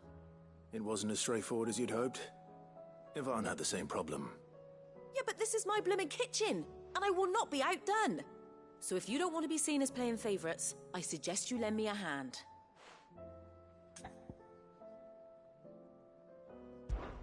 I've never been one to play favourites, Molly. And I would be only too happy to lend you a hand. So, what's on the menu this time? A fried mortress of skyworm. That's one heck of a name, innit? Recipe seemed easy enough to an old hand like myself. Thought I'd followed it to a T. Only, turns out skyworm livers and drake's mint are not what I thought they were. At least I hope they're not, given the rancid mess they made. Ivan said the recipes in the culinary pilgrimage date back centuries. Who's to say the ingredients even exist anymore? Wow. That's a question for a scholar, wouldn't you say? Perhaps you know of one? Kindly old fella who haunts the shelves, maybe? Fine.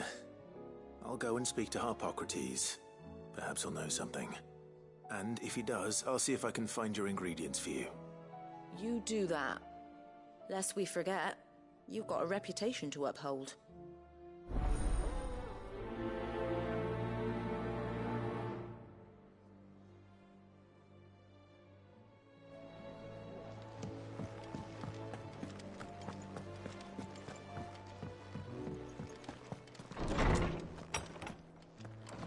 Is a storm coming soon? Lawsman Harpocrates. I've come to pick your brain if you don't mind. It's about the book you lent Ivan. Ah, Valisthea, A Culinary Pilgrimage, a classic. One of my favorites, in fact. The young man did a wonderful job with the Chance's stew. I do hope we shall be able to sample more such marvels in due course. That's actually why I'm here. I don't suppose you know where I might find skyworm livers and drake's mint. Ah, so the fabled Sanbriquois delicacy is next on the menu. Delightful. The descriptions of fried mortress never fail to make my mouth water. Now, skyworm is a somewhat antiquated name for the wyvern, their ground livers being the paste from which the mortress is made. Dragon livers. How very Sambriquois. One would have thought the disciples of Bahamut would have a touch more reverence for their icon's brethren, but apparently not. I believe the specific dragon the recipe demands is the blueback wyvern, said to be the very color of the sea beside which it resides. So we know where to look for our liver. But what about the drake's mint? Saint's bonnet in contemporary parlance, a herb which grows along the North Reach coast. I gather that one can locate the cheerful yellow flowers by their heady scent alone, so I'm sure you'll have no trouble finding them. I may add that people once believed game was best served with the flora that sustained it in life, in which regard fried mortress of skyworm is undoubtedly a typical dish of the time.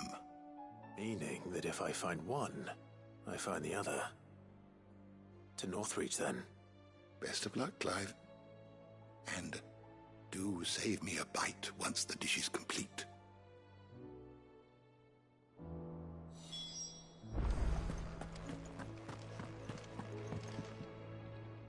Sid, perhaps you can help me solve a mystery. I can certainly try. Who's gone missing this time? It's not who, but what. Mid's scales, the ones she made for her workshop. I borrowed them to teach the little ones about weight, and shortly after the lesson, well, they vanished. My first thought was that they'd taken them off somewhere to play, but when I asked, they swore they had nothing to do with their having disappeared. Which almost certainly means they had everything to do with it. Perhaps a visit from Sid will jog their memories. I think it just might. Thank you. I don't like to imagine that my pupils would lie to me. But if they have, I'll have no choice but to discipline them accordingly. They were in the atrium when I last saw them. As always.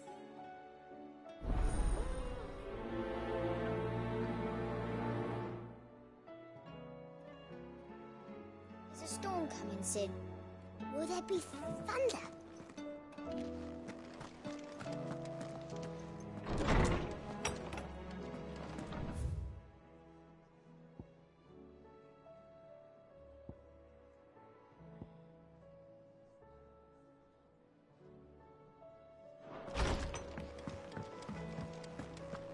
Seems the hideaway is lost its...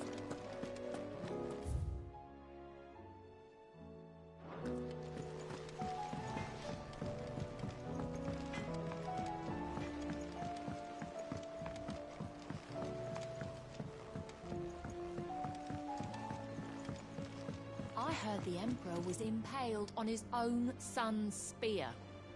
Never. Dion the Bold. Kinslayer.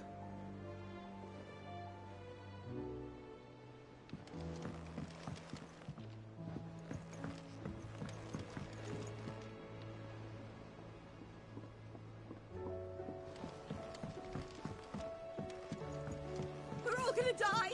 You hear me? The Akashic are coming and they won't stop until they've slaughtered every single one of us!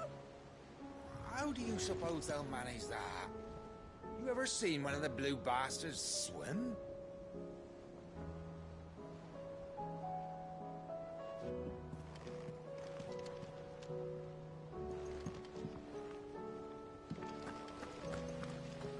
What do you reckon we should do?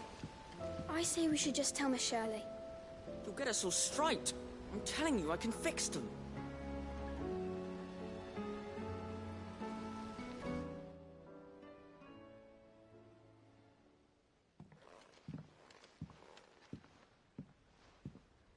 Sid! Hard at your studies, I see. And what is that? It's not a set of scales, is it? No. Of course it isn't. Well, not anymore, it's not. Oh, And just how long hasn't it been one?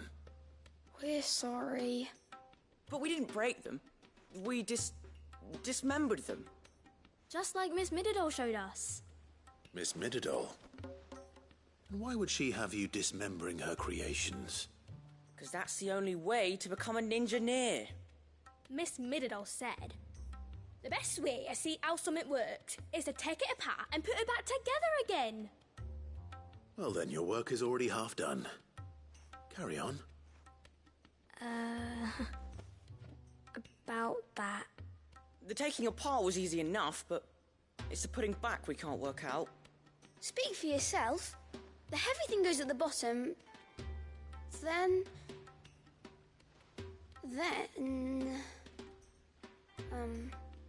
You three need to learn to take responsibility for your actions. So let's have a look at these parts with fresh eyes, shall we?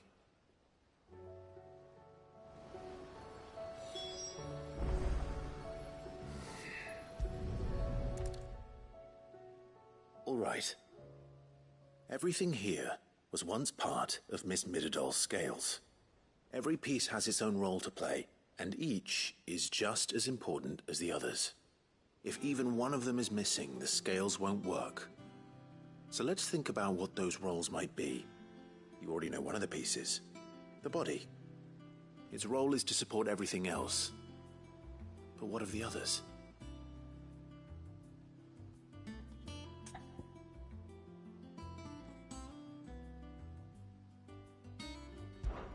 This is called the arm. Why do you suppose that is? It doesn't look much like an arm. You're right. It looks more like a wing. Like a chocobo wing!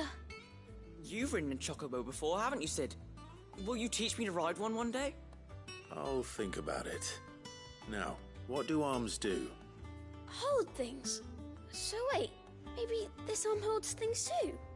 Good thinking. You're on the right track.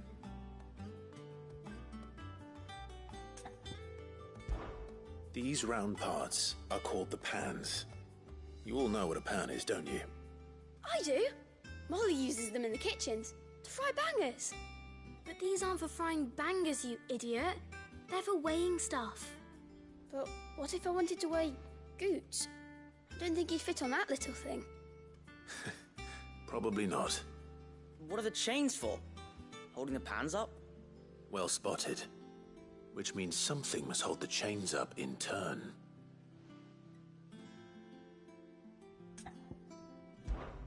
This tiny piece is what's called a cogwheel, or gear. Have you ever seen one before? I have. Miss Miradol's dungeon is full of them. Most are on the floor. She puts them in all her inventions. They spin round and round and round and round and... That's right. They're very useful when you want to make things move. Do you remember if there was anything on the scales that moved? I remember the arm moved when I tried weighing an apple. And then somebody ate it. It's not my fault. You shouldn't have tried weighing it before lunch. You know what part's supposed to move and how it's supposed to move. So, let's put the pieces together first, see what doesn't move, and then stick the cogwheel to that. Not a bad idea. You see? It's not so difficult. So, now that we've taken stock of the parts and learned what they do, what do you think? I think we've got it. Then here's what we'll do. You tell me what goes where, and I'll put the scales together. Well, obviously you need to start with the body. All the other pieces fit onto it, don't they? And the arms go on the body, just like real arms. Or wings, if you're a chocobo. And then the arms hold the pans by the chains. Very good. Let's see if that works. Ah, all finished.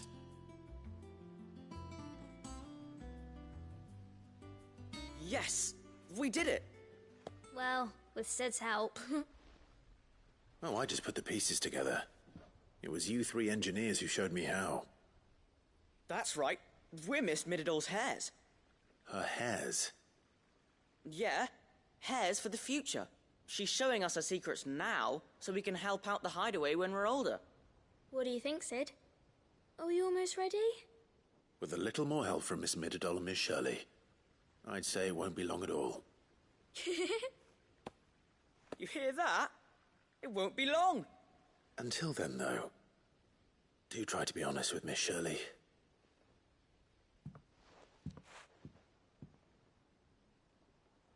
Hey, look!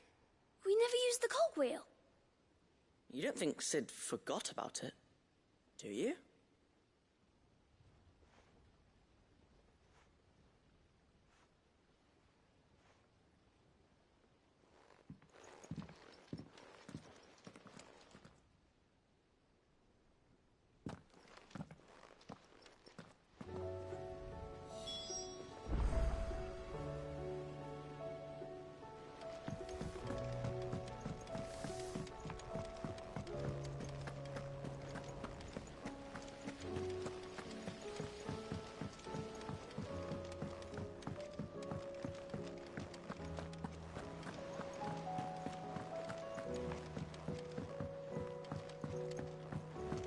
Did you see that? Tell me you saw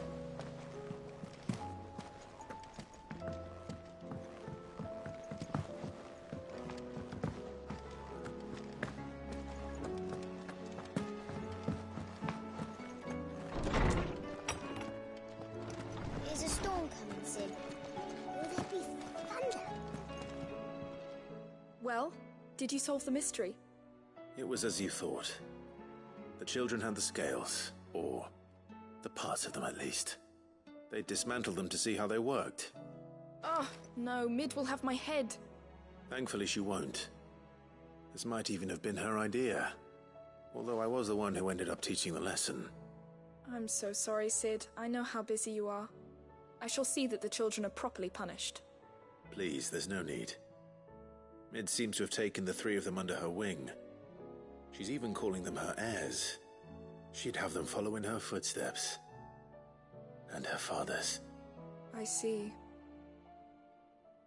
Sid, do you know why Mid has been spending so much time at the hideaway of late? She told me it was because her studies have been interrupted by events in Canva. Is that not true? No, it isn't.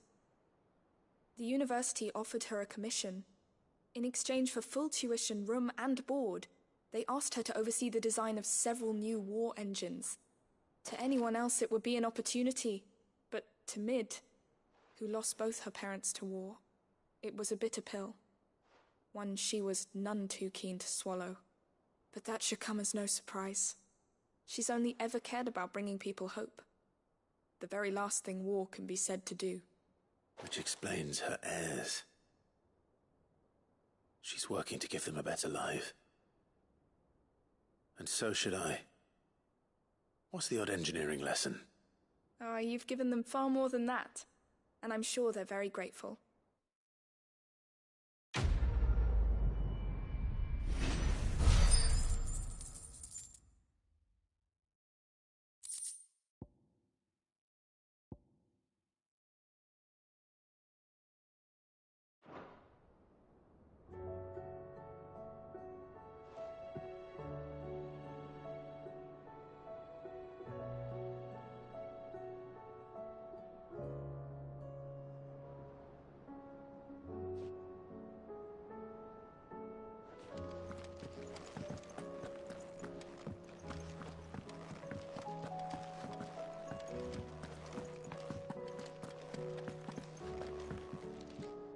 If Mid is teaching my pupils her secrets, I suppose I should brush up on some of them myself.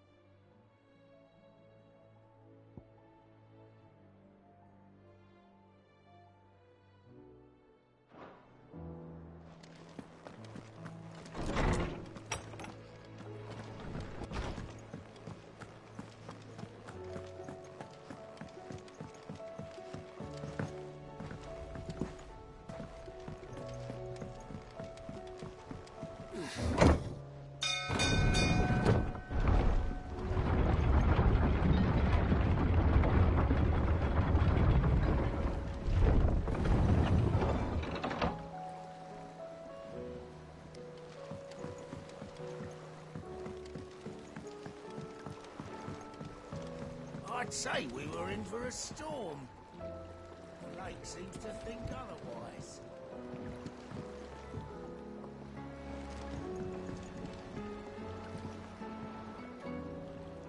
We'll see these letters to the mainland as soon as Obolus deems it safe to sail. As for what awaits me there,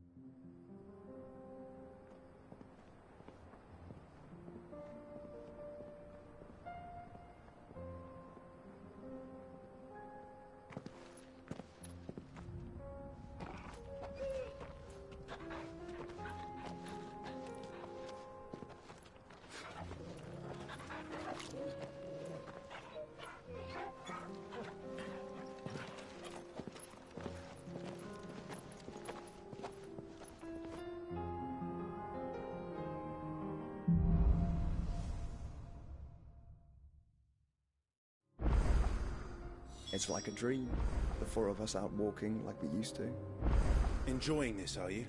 Gav and the others could be in danger as we speak. You're right. I'm sorry. Yote is a fine scout. If Canville was attacked, she will already have begun gathering information. Tabor isn't far. We should pick up the pace. Get it, boy!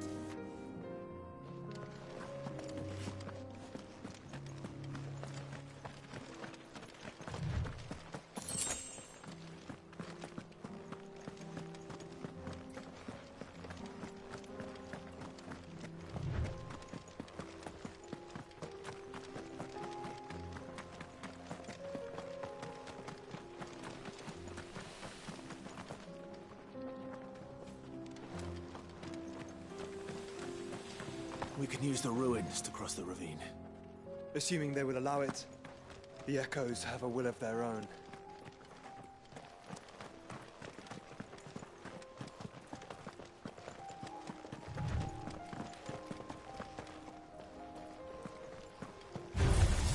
Time to fight.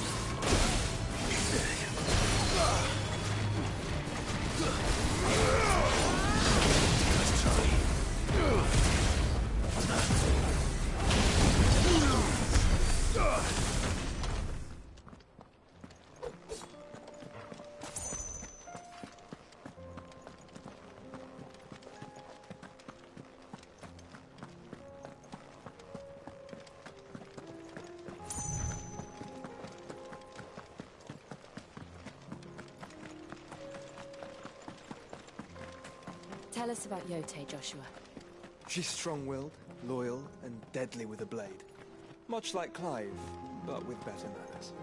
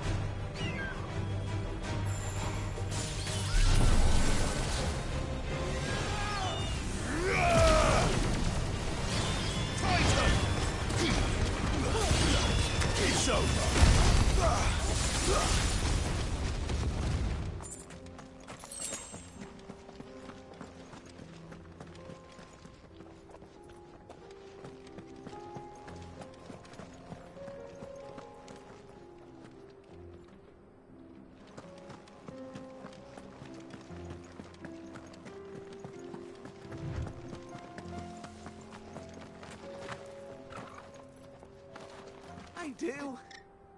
Where are you off to now, then? Bound for the Free Cities, perhaps? Oh, no need to say if you'd rather not. We all have our reasons. Ain't exactly feeling like sharing with strangers myself at the mo. Truth be told, I could do with a bit of inspiration. Don't know which way to turn no more. Was doing a roaring trade back in Oriflamme. Right up until the poor Drake lost her noggin. So, thought I'd try me luck in the desert. Then the Fang went the same way. And don't get me started on the mess in the bloomin' Dominion. Suppose I could try Canberra next. But knowing my luck, the old place be crawling with the works before I'd even sat out me stall. But as I always say, where there's crisis, there's opportunity. The opportunity to mint Gil, that is. So, where to next? Is there any money to be made in Ash?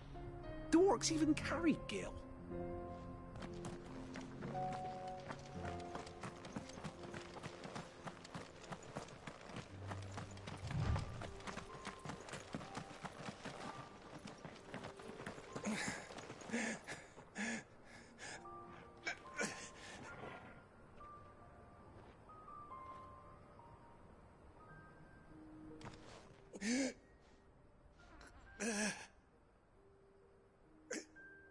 You're injured. What happened here? Where are your comrades? Ether flood. Up ahead. It swallowed our camp while we slept. My own men did this. Turned every last one of them. There's a village not far from here. Tabor. The people were kind to us. It's only a matter of time before they won't stand a chance. We can't let those monsters reach the...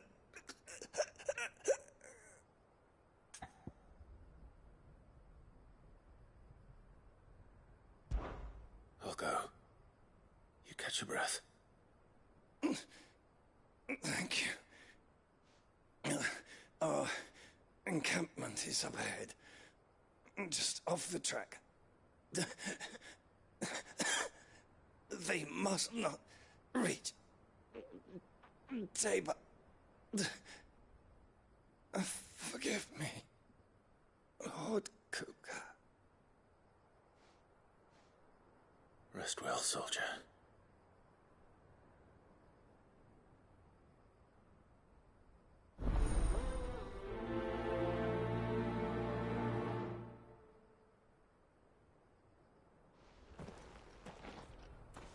You said the encampment was close.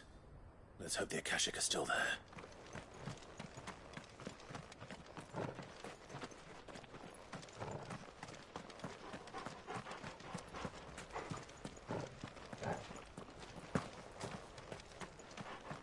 Another ether flood. They're everywhere now. We can't go around it. Then we'll just have to be careful.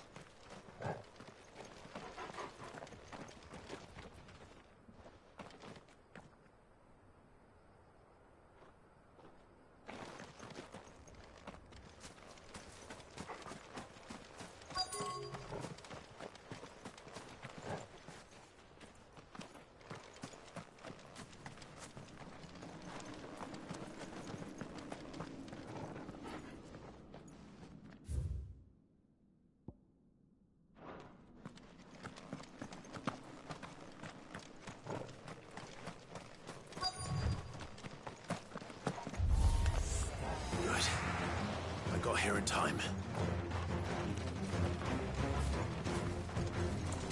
Let there be light!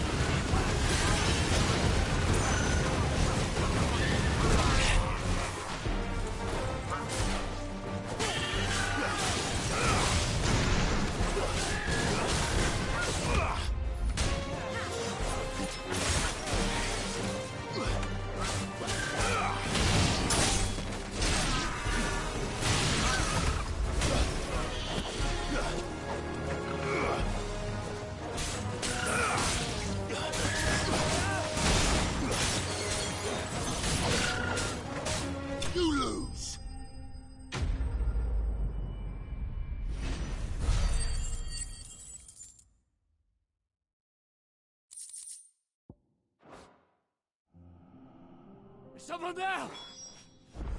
Please, I can't move my leg! That doesn't sound like an Akashic.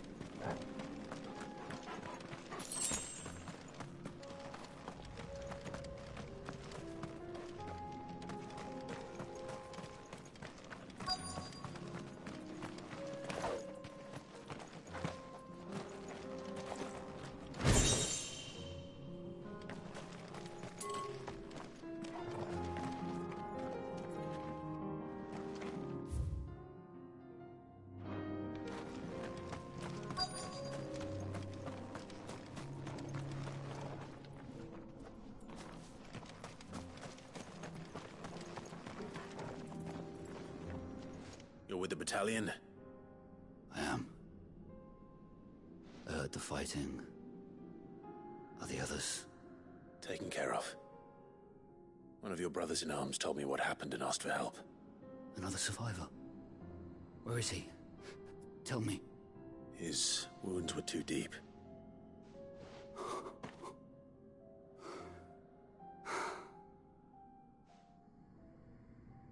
He was right to send you.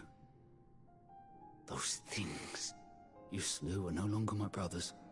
Tabor is safe thanks to you. Here, you've earned it.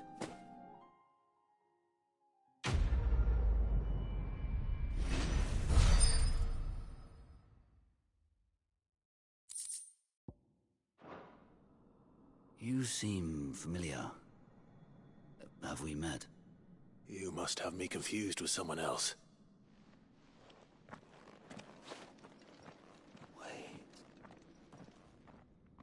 That scar. Son of a whore. You're Sid. I was there, in Cosnes, when you killed my brothers. I was there in Rosalith, when you killed my commander. My war with Hugo Kupka is over. I bear no ill will toward those who followed him. And what of my ill will? Coward! Draw your steel. Lord Kupka shall be avenged!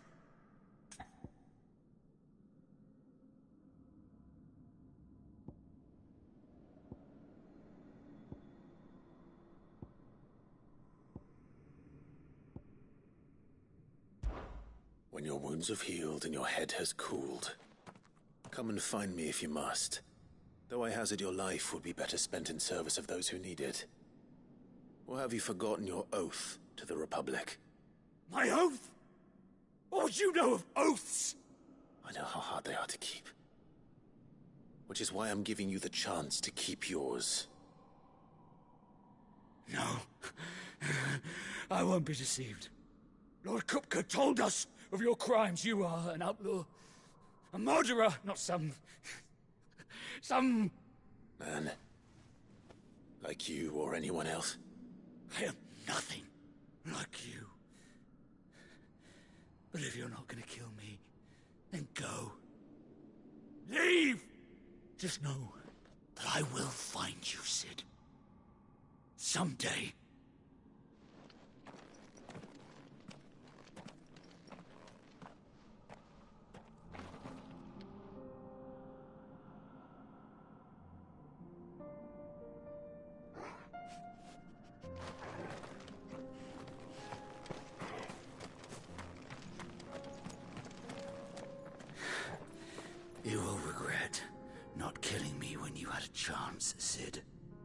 I will avenge my master.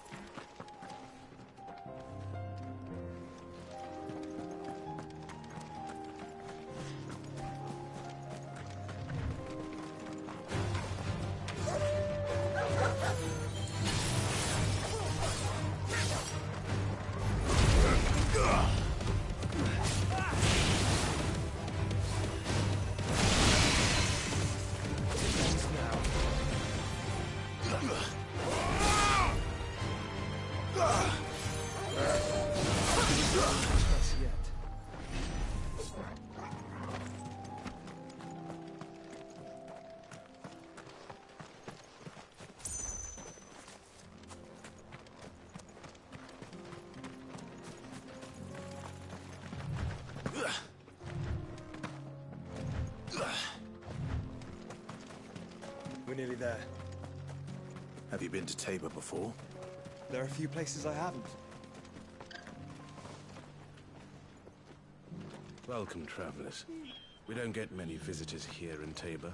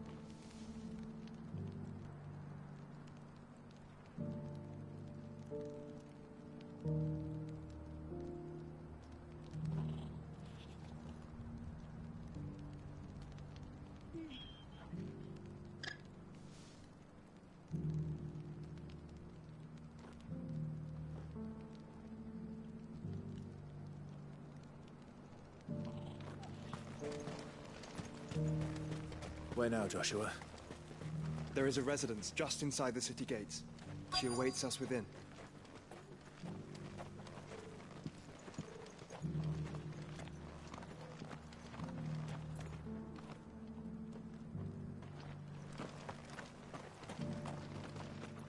Are you buying or selling?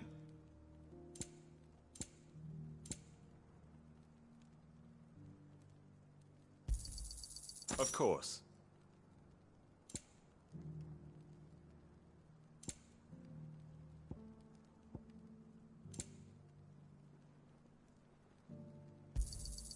Anything else? Come again. What brings you to our humble village, young man?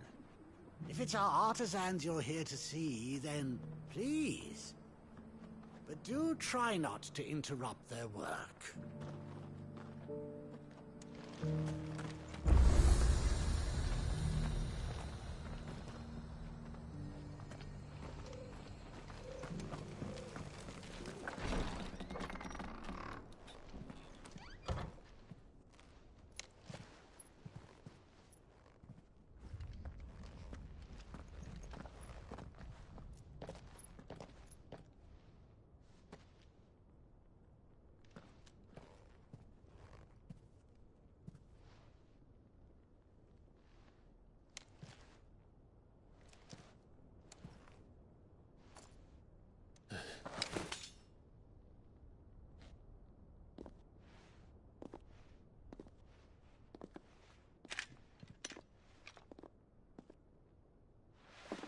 My Lord Marquis, it is an honor. I am Yotei, Knight of the Undying, charged with the protection of His Grace Joshua Rosfield, Keeper of the Flame of the Phoenix. Of course. It all makes sense now. Would you care to elaborate? The Undying are loyal servants to the ducal throne. Or more specifically, to its heir. They have served our family for generations, albeit from the shadows. Since their inception, they have been tasked with the preservation and enactment of the rites of ancestral communion. After the events at Phoenix Gate, it was the Undying who delivered me to safety. And since the day I left Rosaria, Yotei has been my constant companion and protector. Without her sword, I would not have survived my journey across the realm. Rise, Lady Yotei.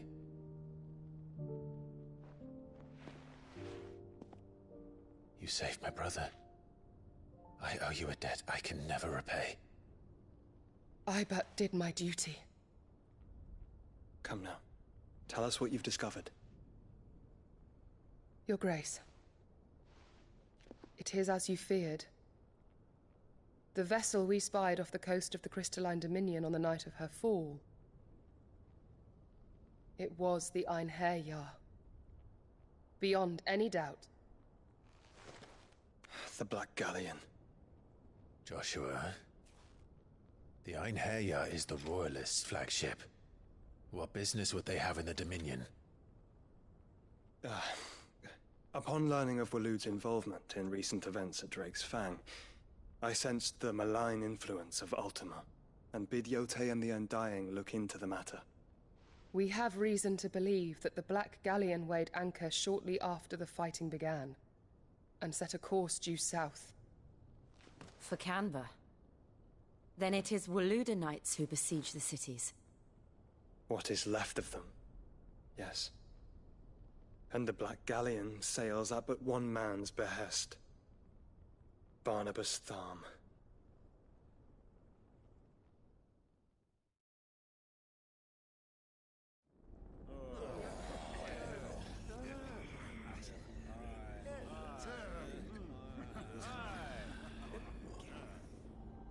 But are we truly safe here in the Agora? The city guard have been paid, if that's what you're implying. All the more reason for them to run. Well, you are free to leave, Lord Minister. Markets abandoned, warehouses aflame. Blackened hulls choking every port in the capital. Canva is ruined. The realm teeters on the brink of chaos, and all you can think about is commerce. Forgive us. We were not aware Dhalmekia now subsisted on charity. How dare you?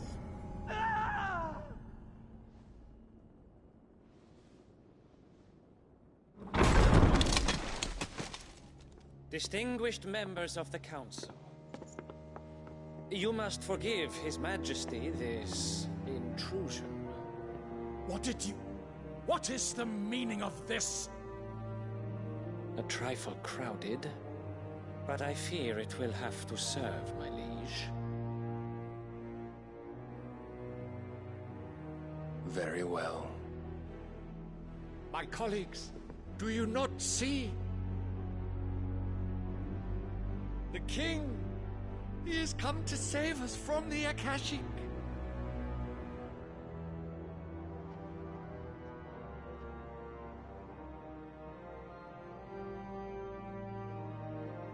He is a gift from the heavens, divine intervention, our very salvation. And of course, if it is compensation he requires, we would be most willing to negotiate a fair price for services rendered. Fools! Your ignorance unbecomes you. Your Majesty, correct me if I'm wrong, but I would swear that the fiends washing the cobbles of Canva with the blood of her citizens wear the colors of Waloed. Ha! So you do not deny it. Guards, fetter them, and see our guests to the dungeons!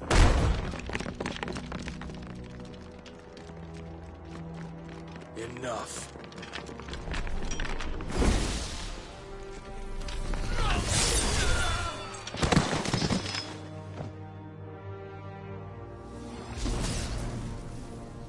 Pathetic creatures.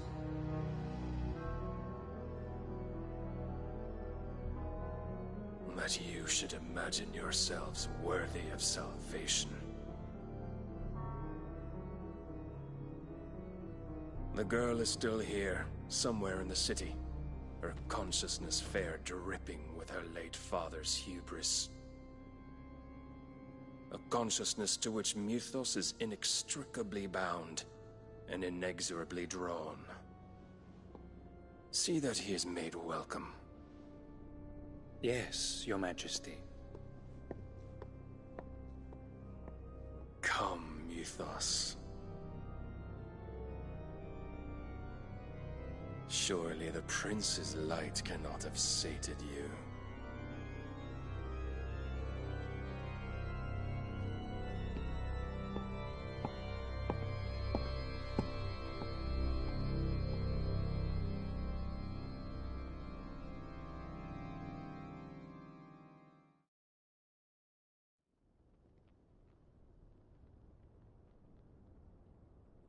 So then, how long has Waloed been under Ultima's control? How long indeed? Based on what we know of Barnabas's actions, I would guess some few years, mayhap more. But to what end? What does Ultima want? The tapestry. Show them.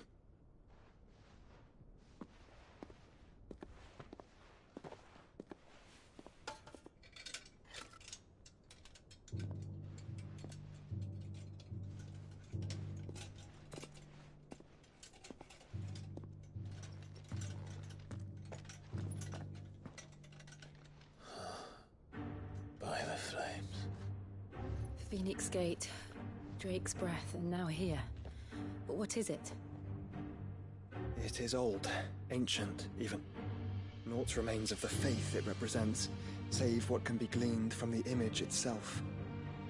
None could tell me what the one in the apothecary meant, even the Undying. But I believe it may be the key to discerning Ultima's purpose. That figure in the center, the one beneath whom the icons congregate, that I believe to be Ultima. He is a god, or at least godlike. His very existence beyond our ken. The icons, and by extension their dominants, are meant to be his subjects, And while some, like Barnabas, have accepted this role, others have rejected it. Like you, Clive, which is rather inconvenient, as it appears he needs you most of all. And gods don't like to be disobeyed. No, I don't suppose they do. Clive, may I tell Yote of the lake? By all means. Yote, I will be accompanying my brother to the Free Cities. Whilst we are afield, I would have you watch over those Clive has made his wards. Omielos delan tuisag ilith. Though well concealed, the hideaway lacks trained fighters to defend its occupants should they be discovered. But it is my duty to... As it has ever been my brother's duty, remember. If that is your wish, Your Grace. But please be safe. If aught were to befall you, You have my word.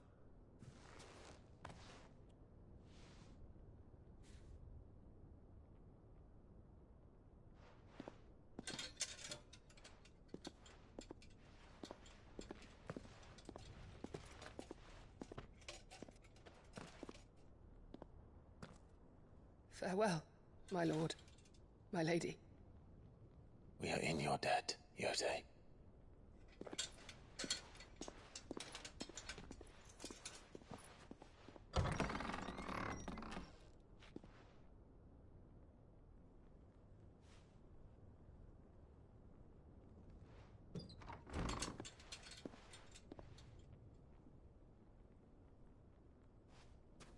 Let's find our friends.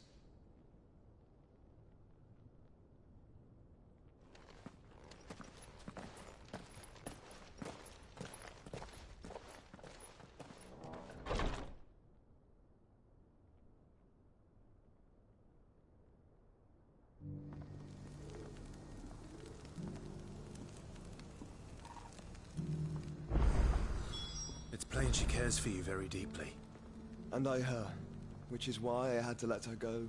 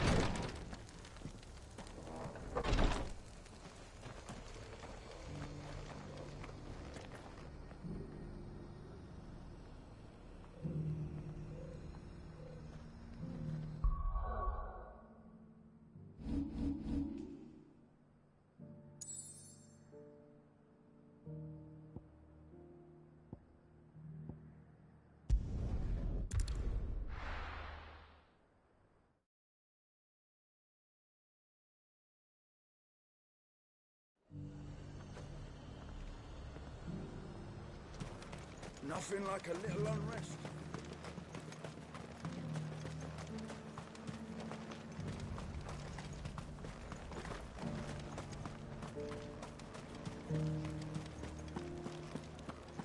But there were ghosts at the gates, not days.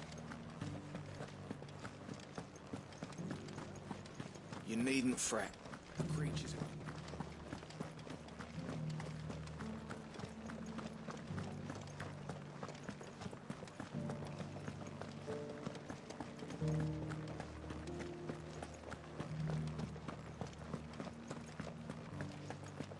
To the meadows, then. That's what we...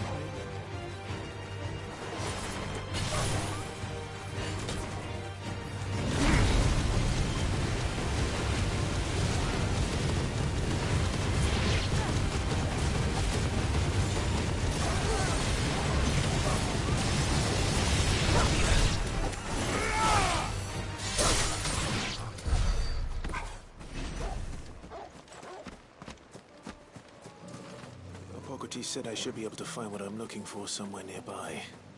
Bright blue dragons and bright yellow flowers. Should be easy enough to spot. Have care.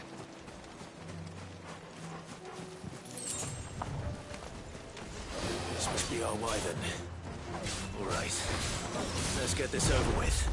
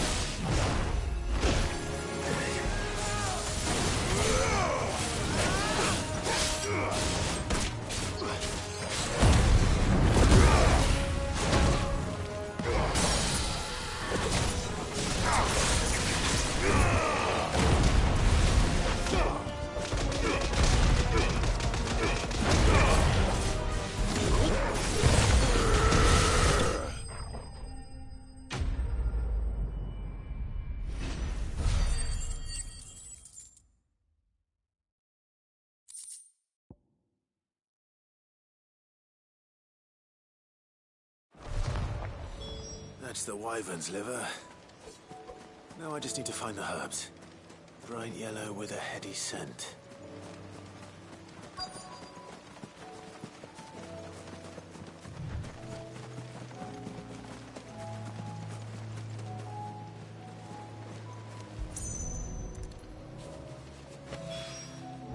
I think that's everything Molly needs to resurrect her recipe. Better head back.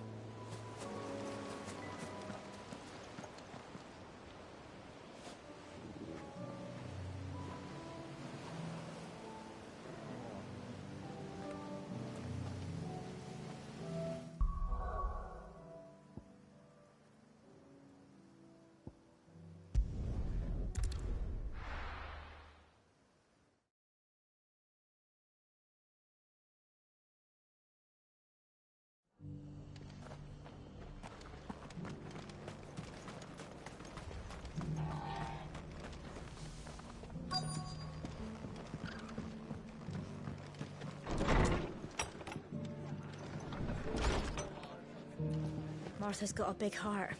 It's a pity there's so many who are happy to take advantage of it. Fate seem bent on driving me from my inn. But if they want me out, they're gonna have to try harder.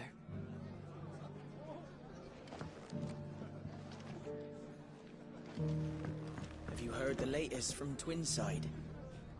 That the Empress is no more? Never trust an owl bearing good news, I say. If it is true, we might finally have a chance to get our country back.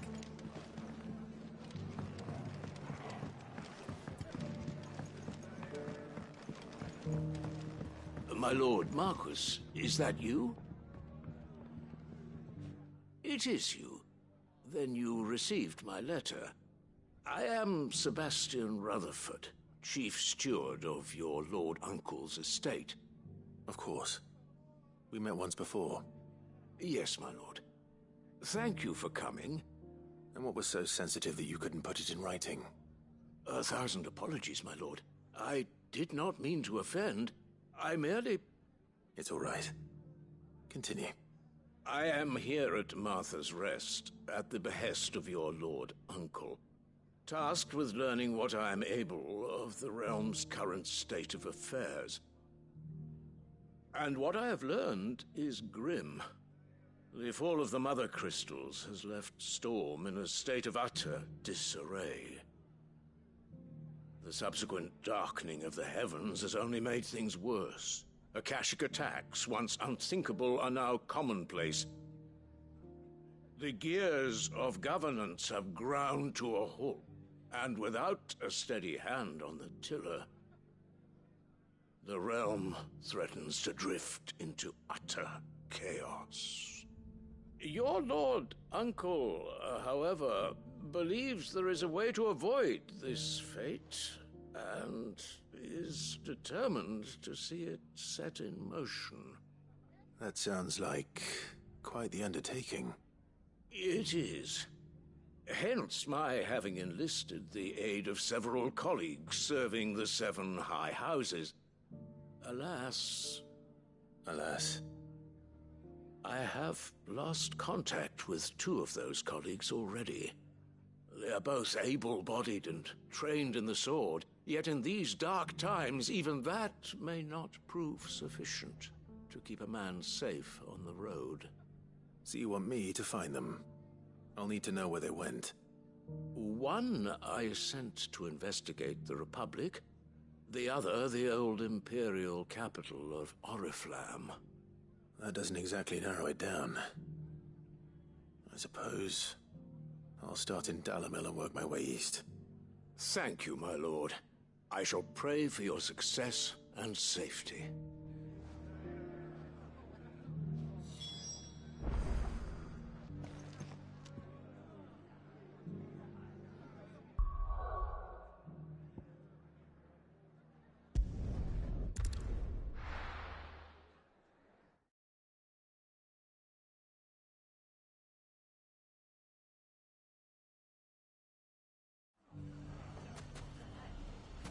It's not going to be easy finding one man in an entire republic.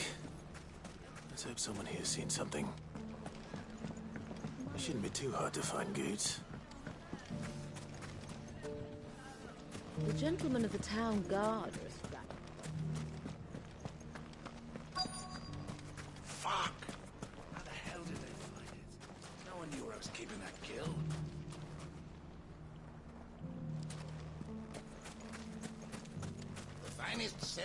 Could be I know something more.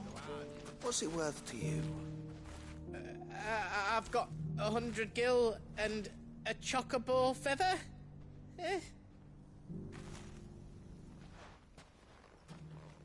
Clive, listen!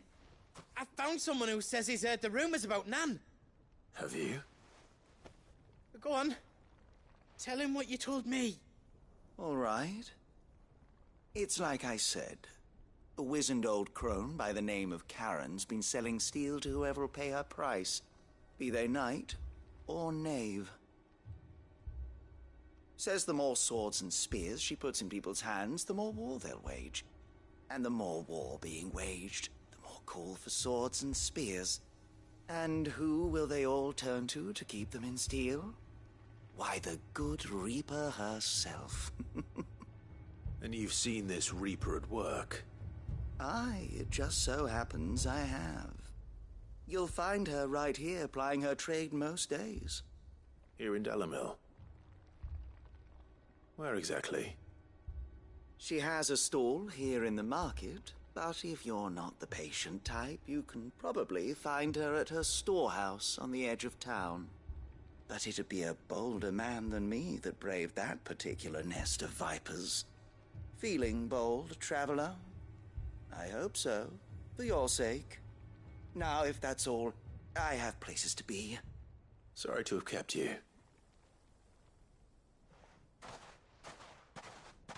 You don't think Nan's the Reaper, do you? Not unless she's discovered the secret of how to be in two places at once. Eh? What do you mean? Lady Karen hasn't left the hideaway in weeks. So who has been running this stall he spoke of? Good question. I'll go and have a look. And I'll visit this storehouse on the edge of town.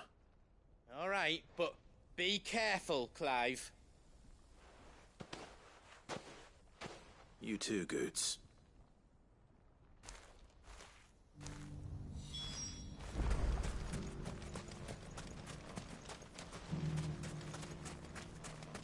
The finest sell swords in store, good note. Fuck! The gentleman of the town guard was back. What a mess.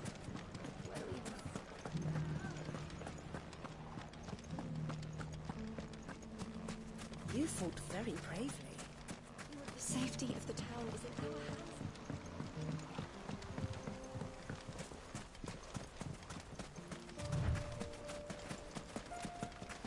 Time to brave the Viper's Nest.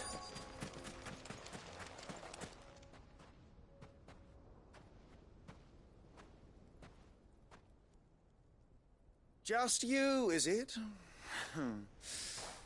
Thought I might have laid it on a bit thick. It was a fairly unconvincing tale. So, what now? That's up to you. Die a slow death, or a quick one. Boys, he's all yours. But that sword is mine.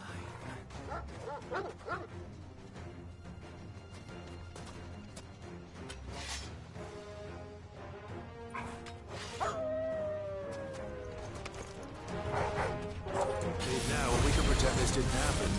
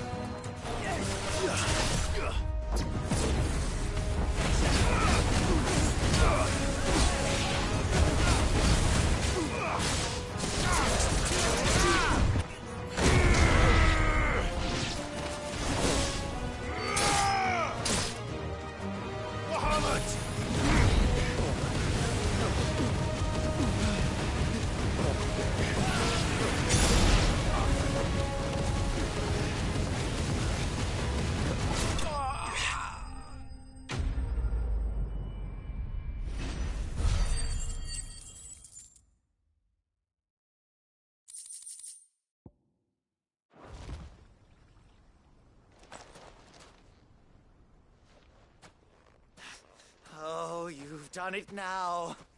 Go on. Tell me what I've done.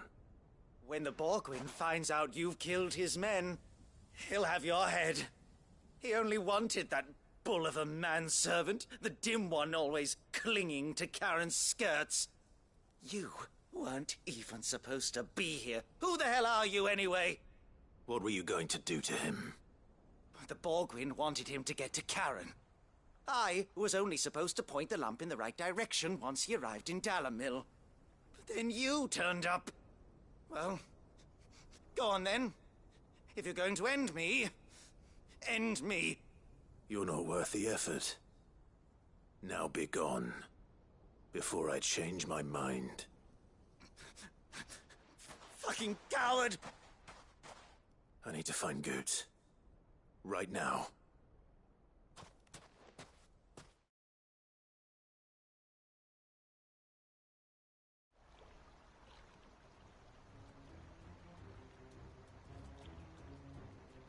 Get your filthy paws off me, you naughty-pated lout!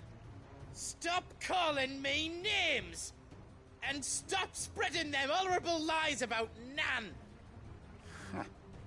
Well, that will be easy enough. For they are not lies. Every last word is true. And she must pay for her crimes in blood. Blood? Goose, are you all right?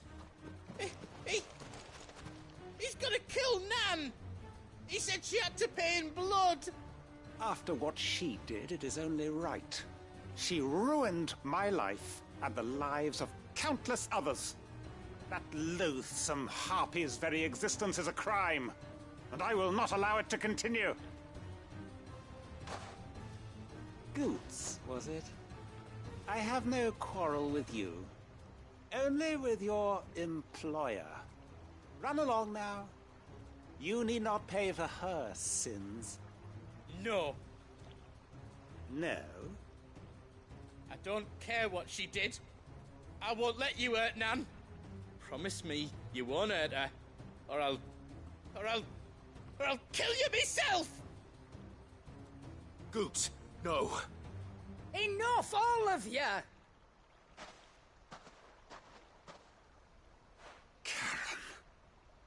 But how did you?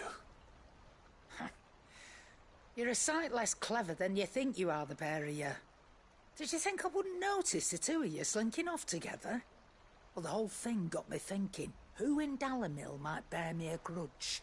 And a certain snivelling shit I ran afoul of in my fairy years came to mind. Though it was just Bogan back then, wasn't it? I thought the years might have taught you some sense, but I see you're the same pants-pissing craven you've always been. What was it we called you? Wet legs? You bitch! Everything that happened, it was all your fault! And now you'll finally pay for what you did to me!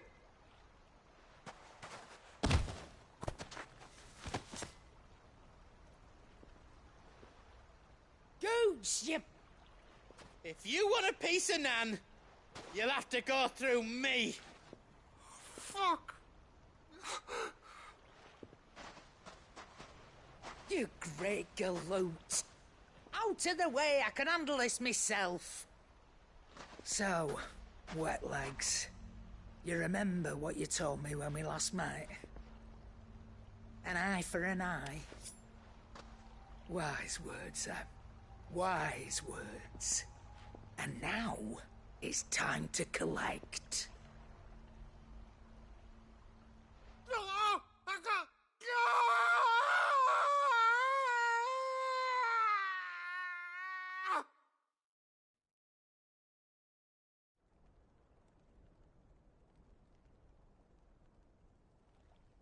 Sorry to keep you waiting.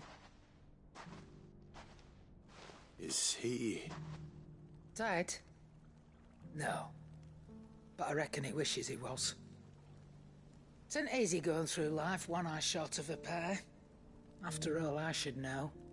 You don't mean... Oh, don't tell me you didn't notice. Lost it to old Wet Legs back when we were working the same routes.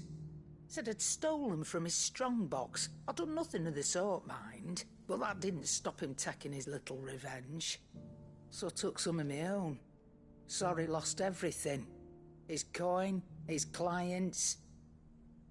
Always knew he'd be back one day to claim his due.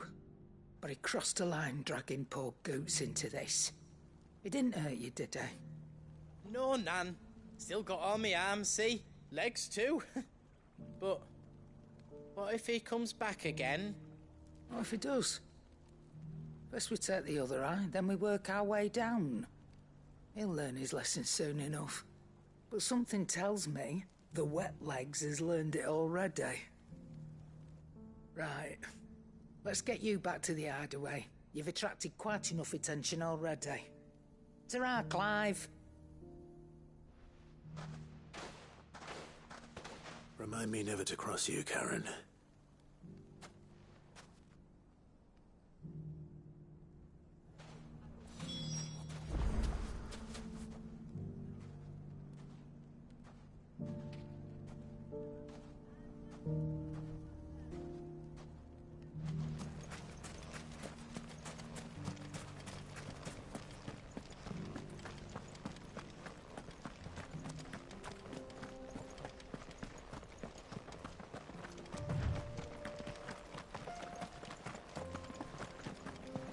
Someone's got himself in trouble.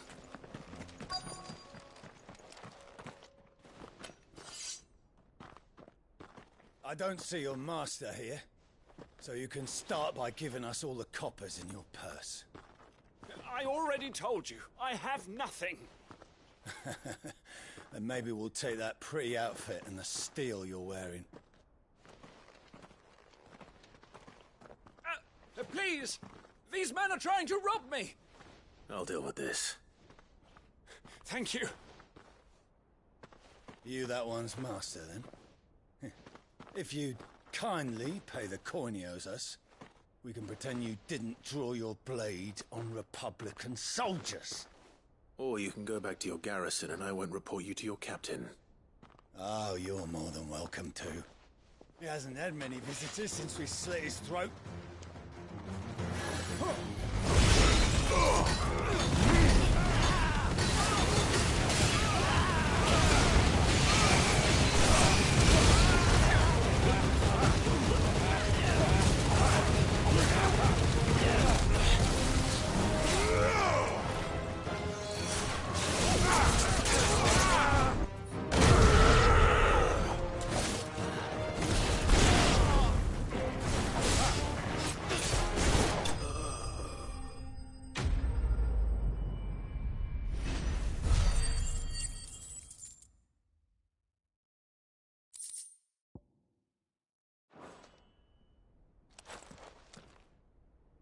I'd expect as much from Hugo's faithful, but these were men of the fist.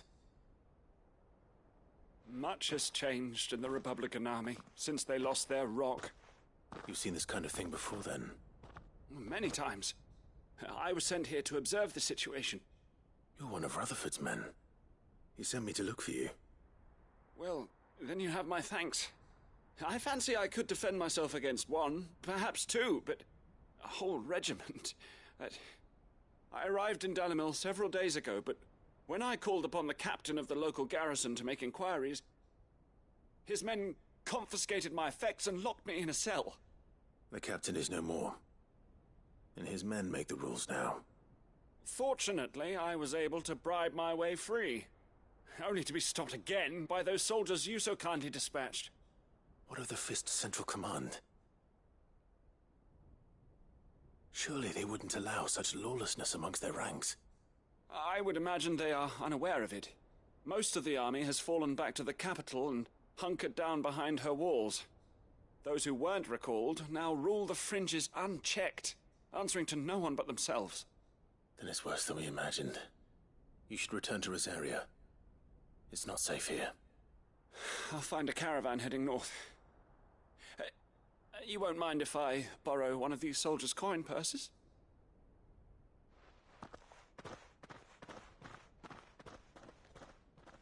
Not at all. Now, to find this second associate of Rutherford's. If he was bound for Oriflamme, I'll start at Northreach and see if I can pick up his trail.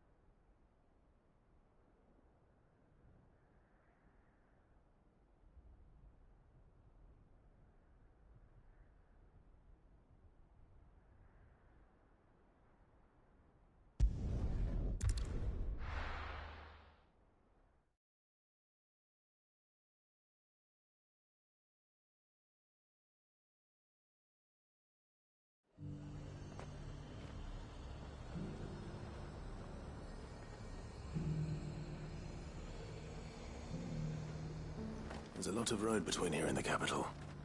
Rutherford's man could be anywhere.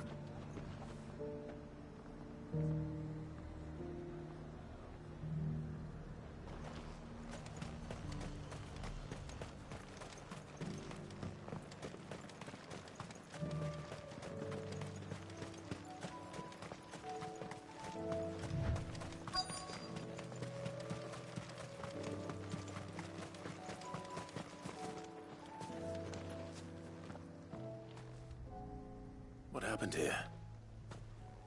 If you're with the others, they've already relieved me of my belongings. I'm not. I'm looking for someone who was sent here by a man named Rutherford. And then you found him. I am Alistair Rockford, attendant to the Lady Ariane of House Wellesley. Of the 7 high houses of Rosaria. It's been a long time since last I saw my great-aunt. Is she well? My Lord Marquis? Yes. Yes, she is. The Lady Dowager has granted me leave to assist your Uncle Stuart. I was on my way back from the old capital when I saw some villagers being robbed on the road here. Bandits? They looked more like field hands, but it didn't matter in the end. I did what I could to help the victims, but all it earned me was a pommel to the temple. Which way did they go? South, toward the gate. All right. I'll take care of them. Founder knows I've met enough of their kind. You head back to Northreach, visit the Vale, tell them I sent you. Thank you. I shall. Founder be your shield.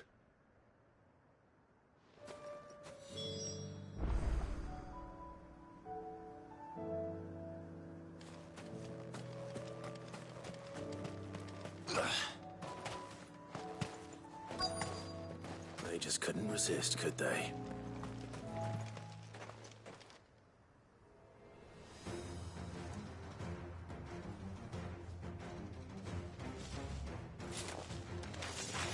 This one's ours, pretty boy.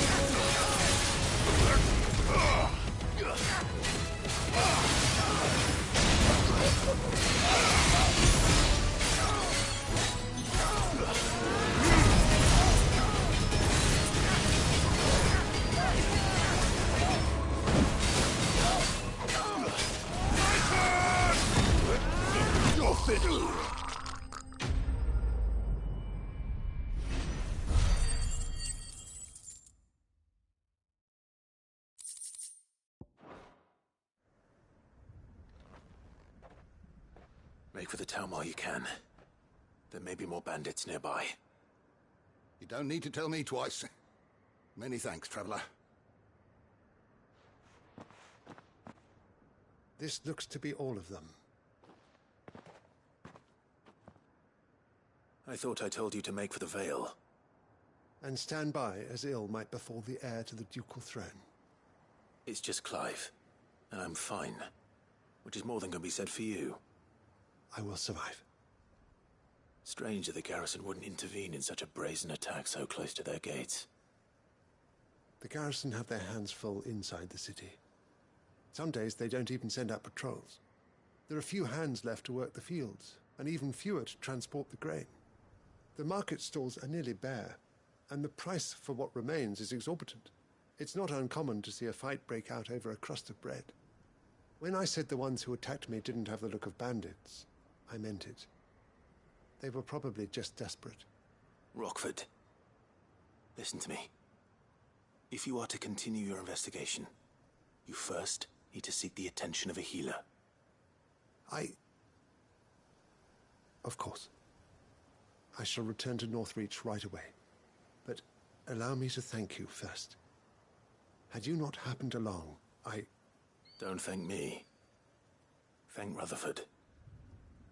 It was he who sent me. I suppose he'll be wondering where I've got to. I shall send a Bastolus as soon as I'm able. Good day.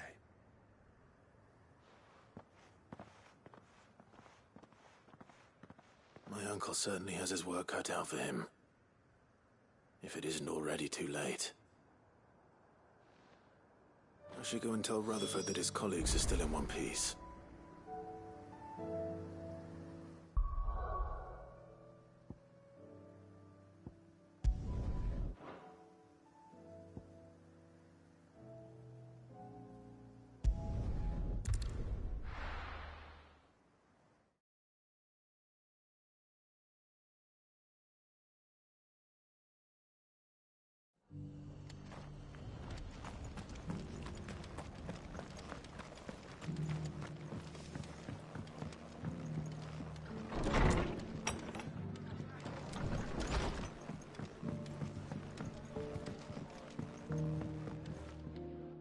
I see you're still here.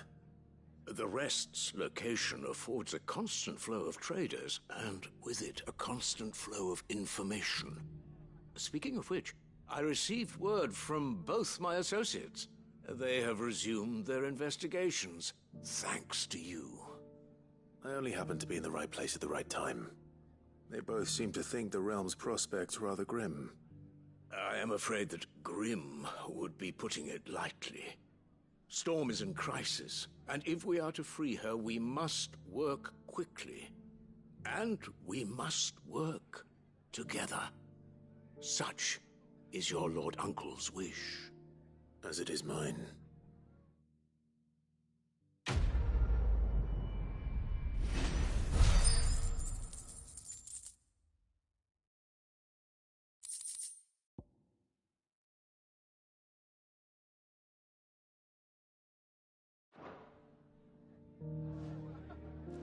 I will see that your Lord Uncle is made aware of the situation in both Dalmekia and Sanbreg. And inform him of your timely assistance, of course.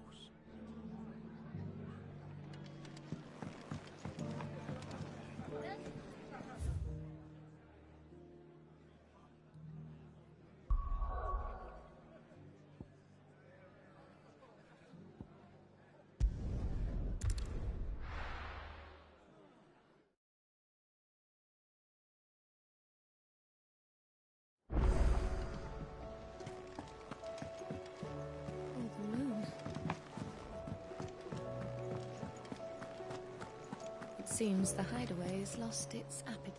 So, did you have that word with Tomes then? I did, and he was as helpful as ever. He told me exactly where to look, in fact.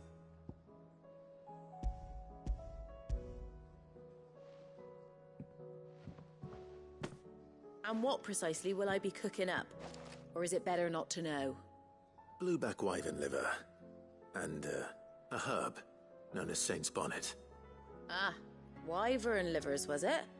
Well, at least it weren't actual worms, I suppose. Now then, you stay right where you are. I've got some cooking to do.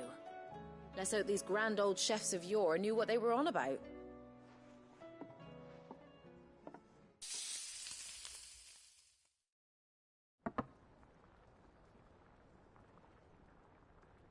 And here we have it. Fried mortress of skyworm. Ivan's offered to make sure it's fit for consumption. Well, I say offered. He as good as begged. And rightly so. Is there any higher honour than partaking in a slice of culinary history?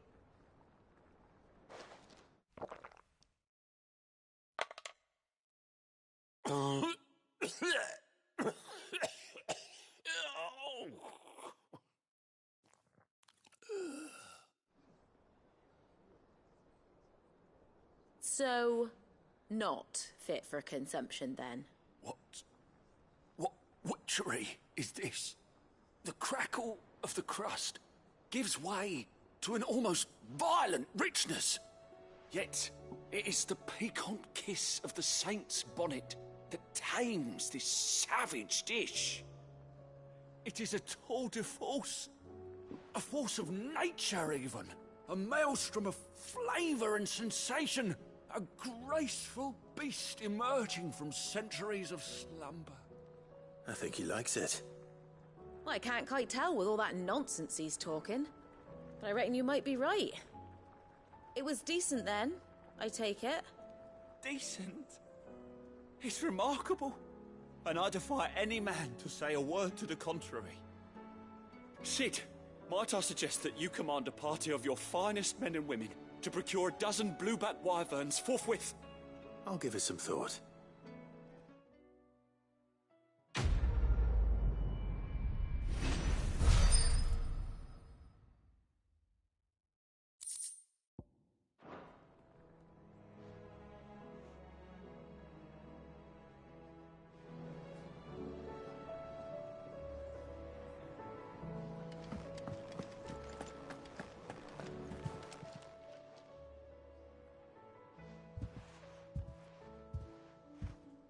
Nothing like a dish of cold vengeance to foul the gut.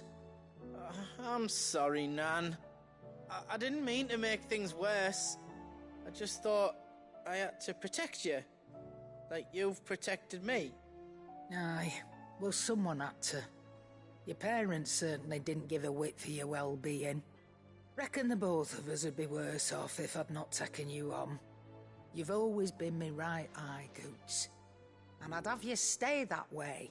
So don't you dare go looking for trouble again. Well, I will. If you ever need help, I'll do it again and again, and you can't stop me. Why, you big lump. Fine. Play the hero if it makes you happy. Thanks, Nan. I won't let you down.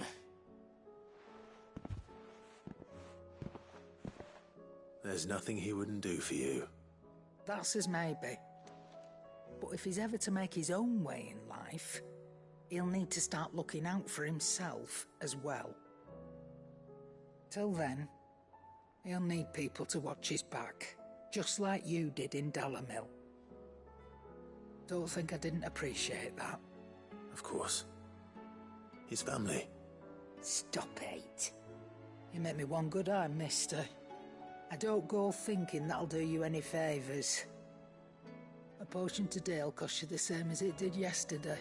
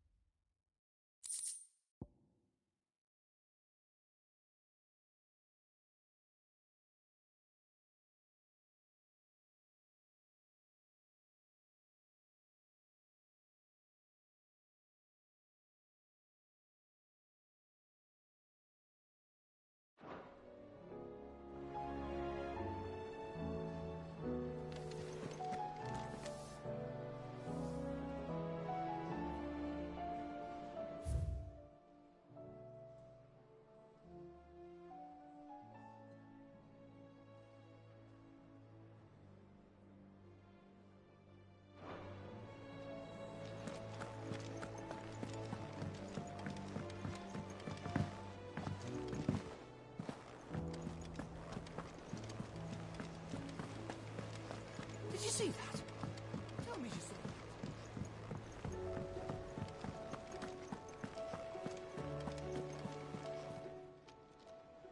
Oh, I wasn't expecting you back so soon.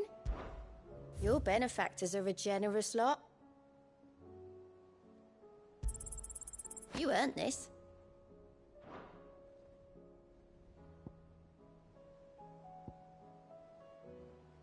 Come again. I may have more for you. Fancy a look at the list, do you? Quick look.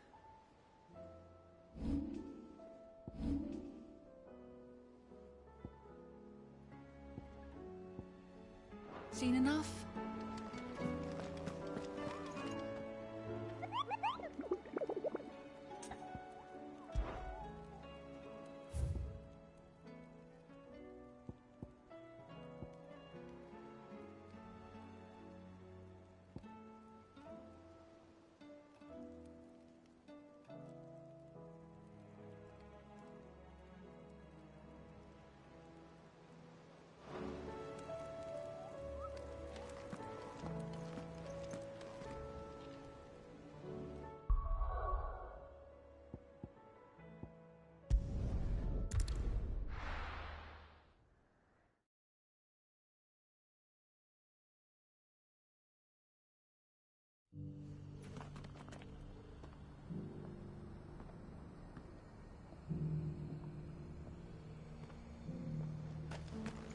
Opportunity beckons. Who among you is bold enough to heed her call? Is that blade for hire, perchance? Because I have a mind to make a killing. Figuratively, I hope.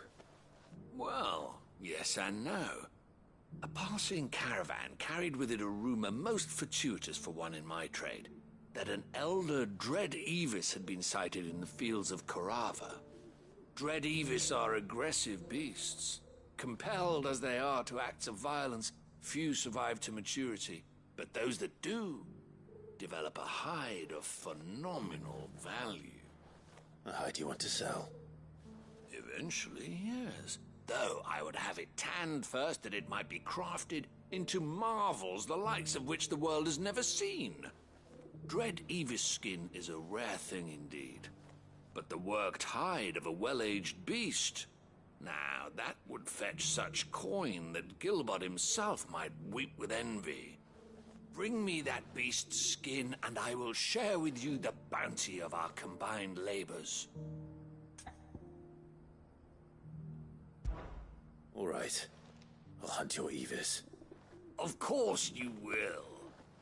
When one lives in such troubled times, it is a fool who lets opportunity slip his grasp. Leave Tabor through the east gate, but take the path that branches west. Once you reach the checkpoint at Tovany, you are a mere stone's throw from the fields of Corava. I eagerly await your safe, and above all, triumphant return.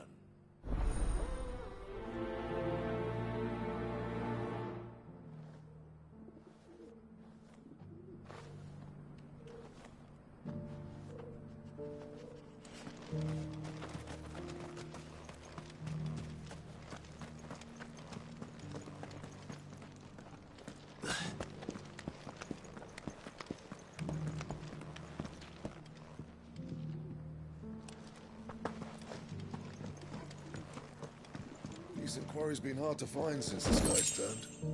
It has indeed. Can't blame the beasts for being on edge.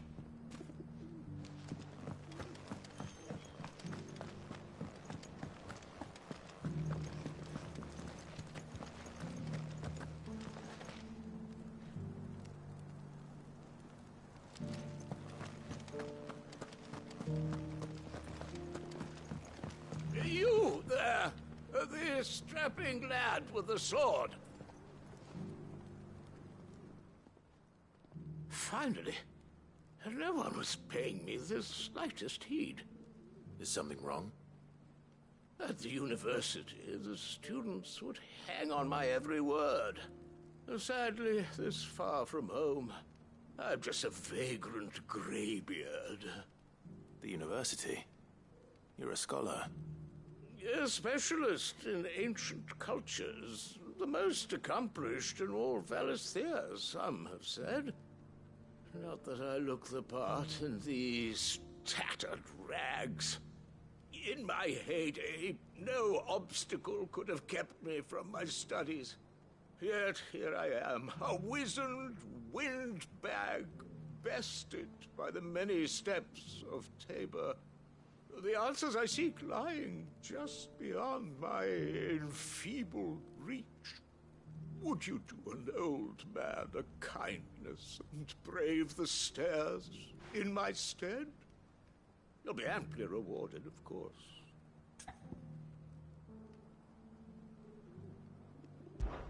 Climb the stairs and...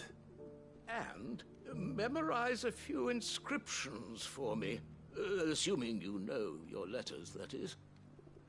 Some courteous soul is rumored to have carved clues to Tabor's rich history into stones dotted about the village.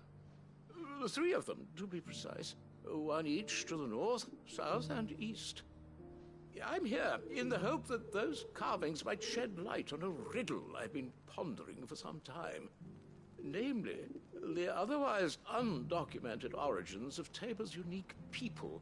People quite unlike those of neighboring lands. I can't promise I'll remember everything perfectly. Remember what you can. I'll piece together the rest. Make for the domed pavilions, and you'll have no trouble finding the stones.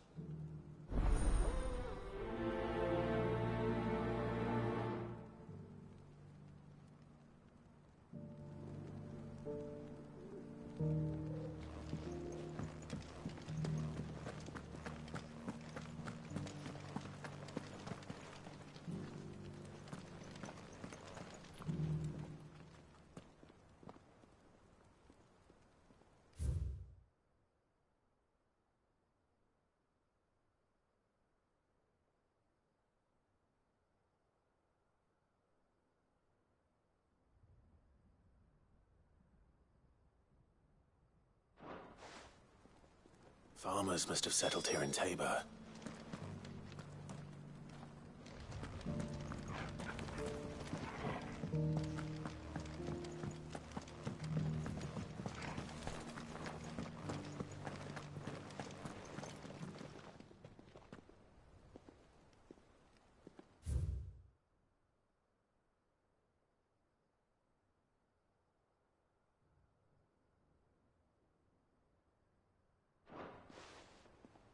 What golden plains might the wanderers have called home, I wonder?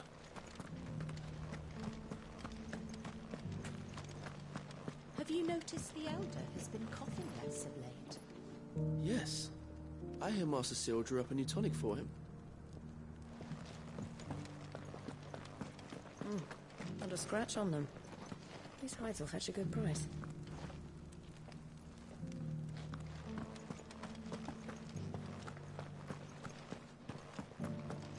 So it's these stones to Canberra.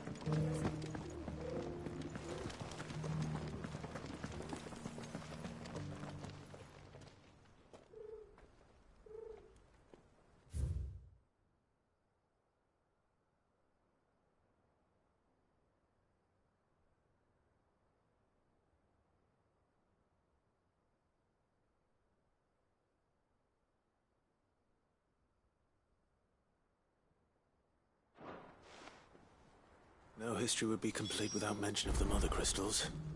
I should speak to the old scholar before I forget everything I've read. Don't you think?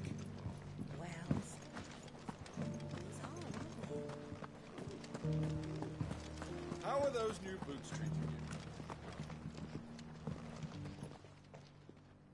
The engravings were in good repair considering their age. Oh, would that I could have seen them for myself. Come, don't tease me now. What did you learn of this place and its people? Let's start with the engraving to the south, shall we? What did it say?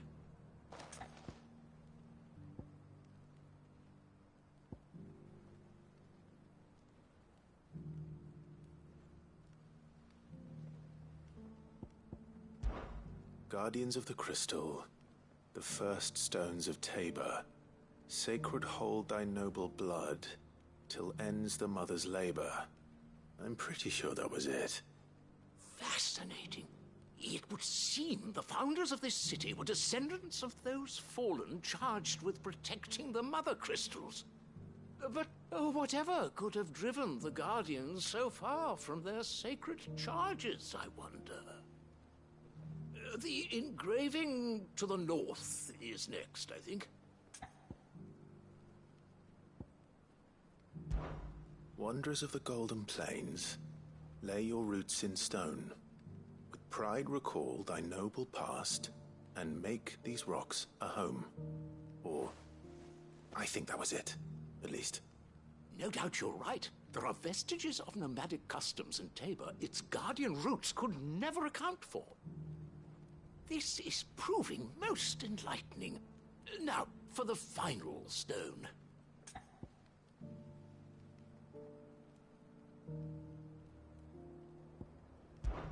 Children of the hunters, now tillers of the land, reap her promised blessing and give praise her gracious hand. That's all three. And so, we add primitive farmers to Tabor's founding peoples, the final piece of the puzzle. 3 engravings, 1 for each of the 3 peoples to have settled Tabor in ancient times. Guardians of the Mother Crystal, wanderers from across the plains, and last but certainly not least, hunters turned farmers. Little wonder it was so difficult to trace the roots of Tabor's culture. Those roots reach down through 3 distinct traditions. Nonetheless, one cannot help but wonder why this fact is not better known among scholars, given that the stones stand here for all to see. Too many stairs, perhaps. Ha! Too many by far. Here, and thank you.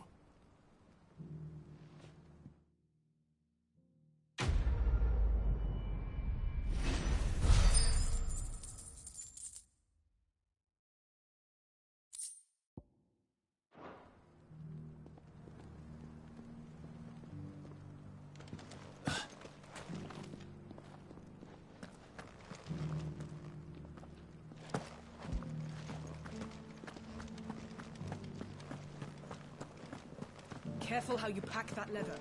Any crystals.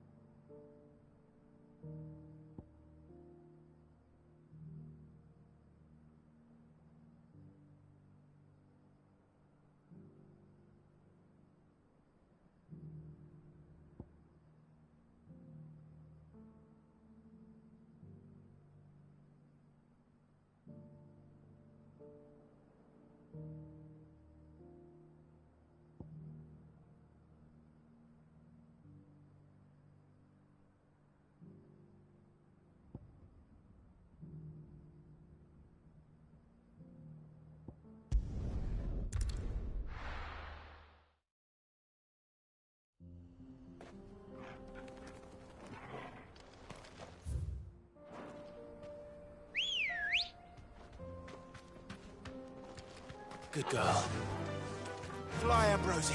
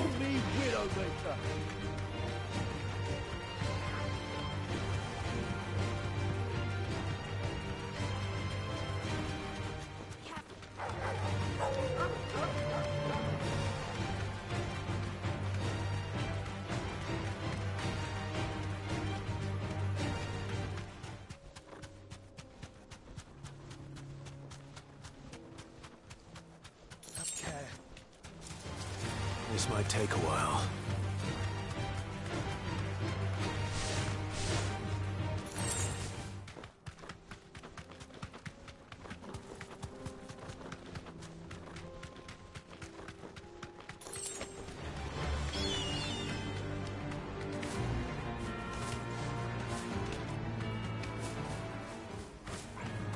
designed to fight.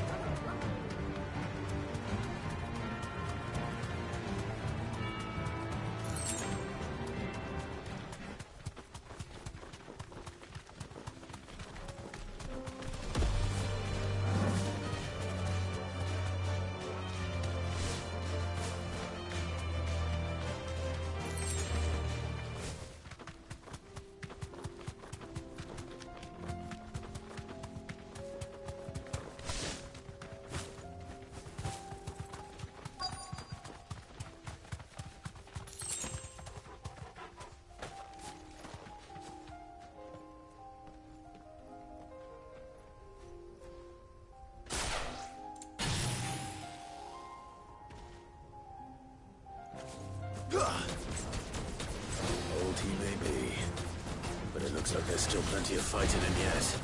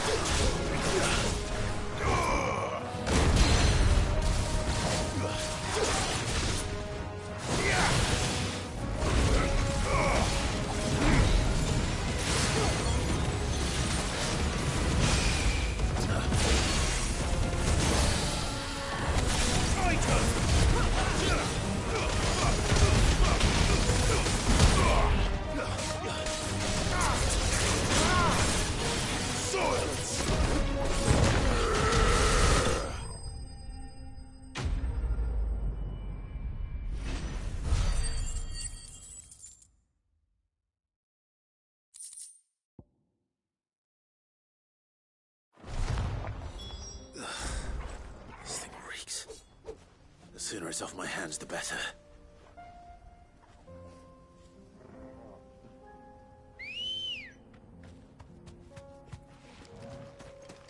Ready, go? Yeah!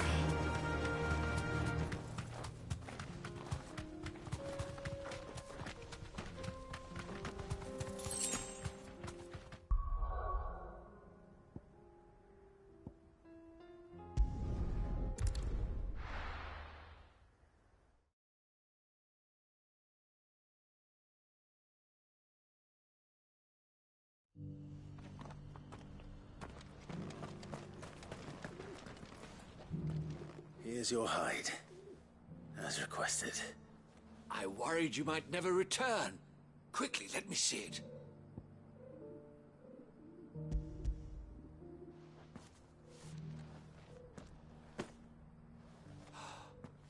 Oh, as supple as a maiden's cheek, yet as adamant as her virtue. This is everything I had hoped for, and more. Clearly, my trust in you was not misplaced. You must be a hunter of considerable talent to have bested the beast with nary a scratch. Join me as my honored partner. With my means and your might, we shall be as wealthy as the merchant kings of Zemeckis. I don't plan on making a habit of this. I'm busy enough as it is. Very well. Though I believe fate had a hand in our meeting, it would be unbecoming of me to beg. Do not allow me to keep you from being about your business. Here, for the hide.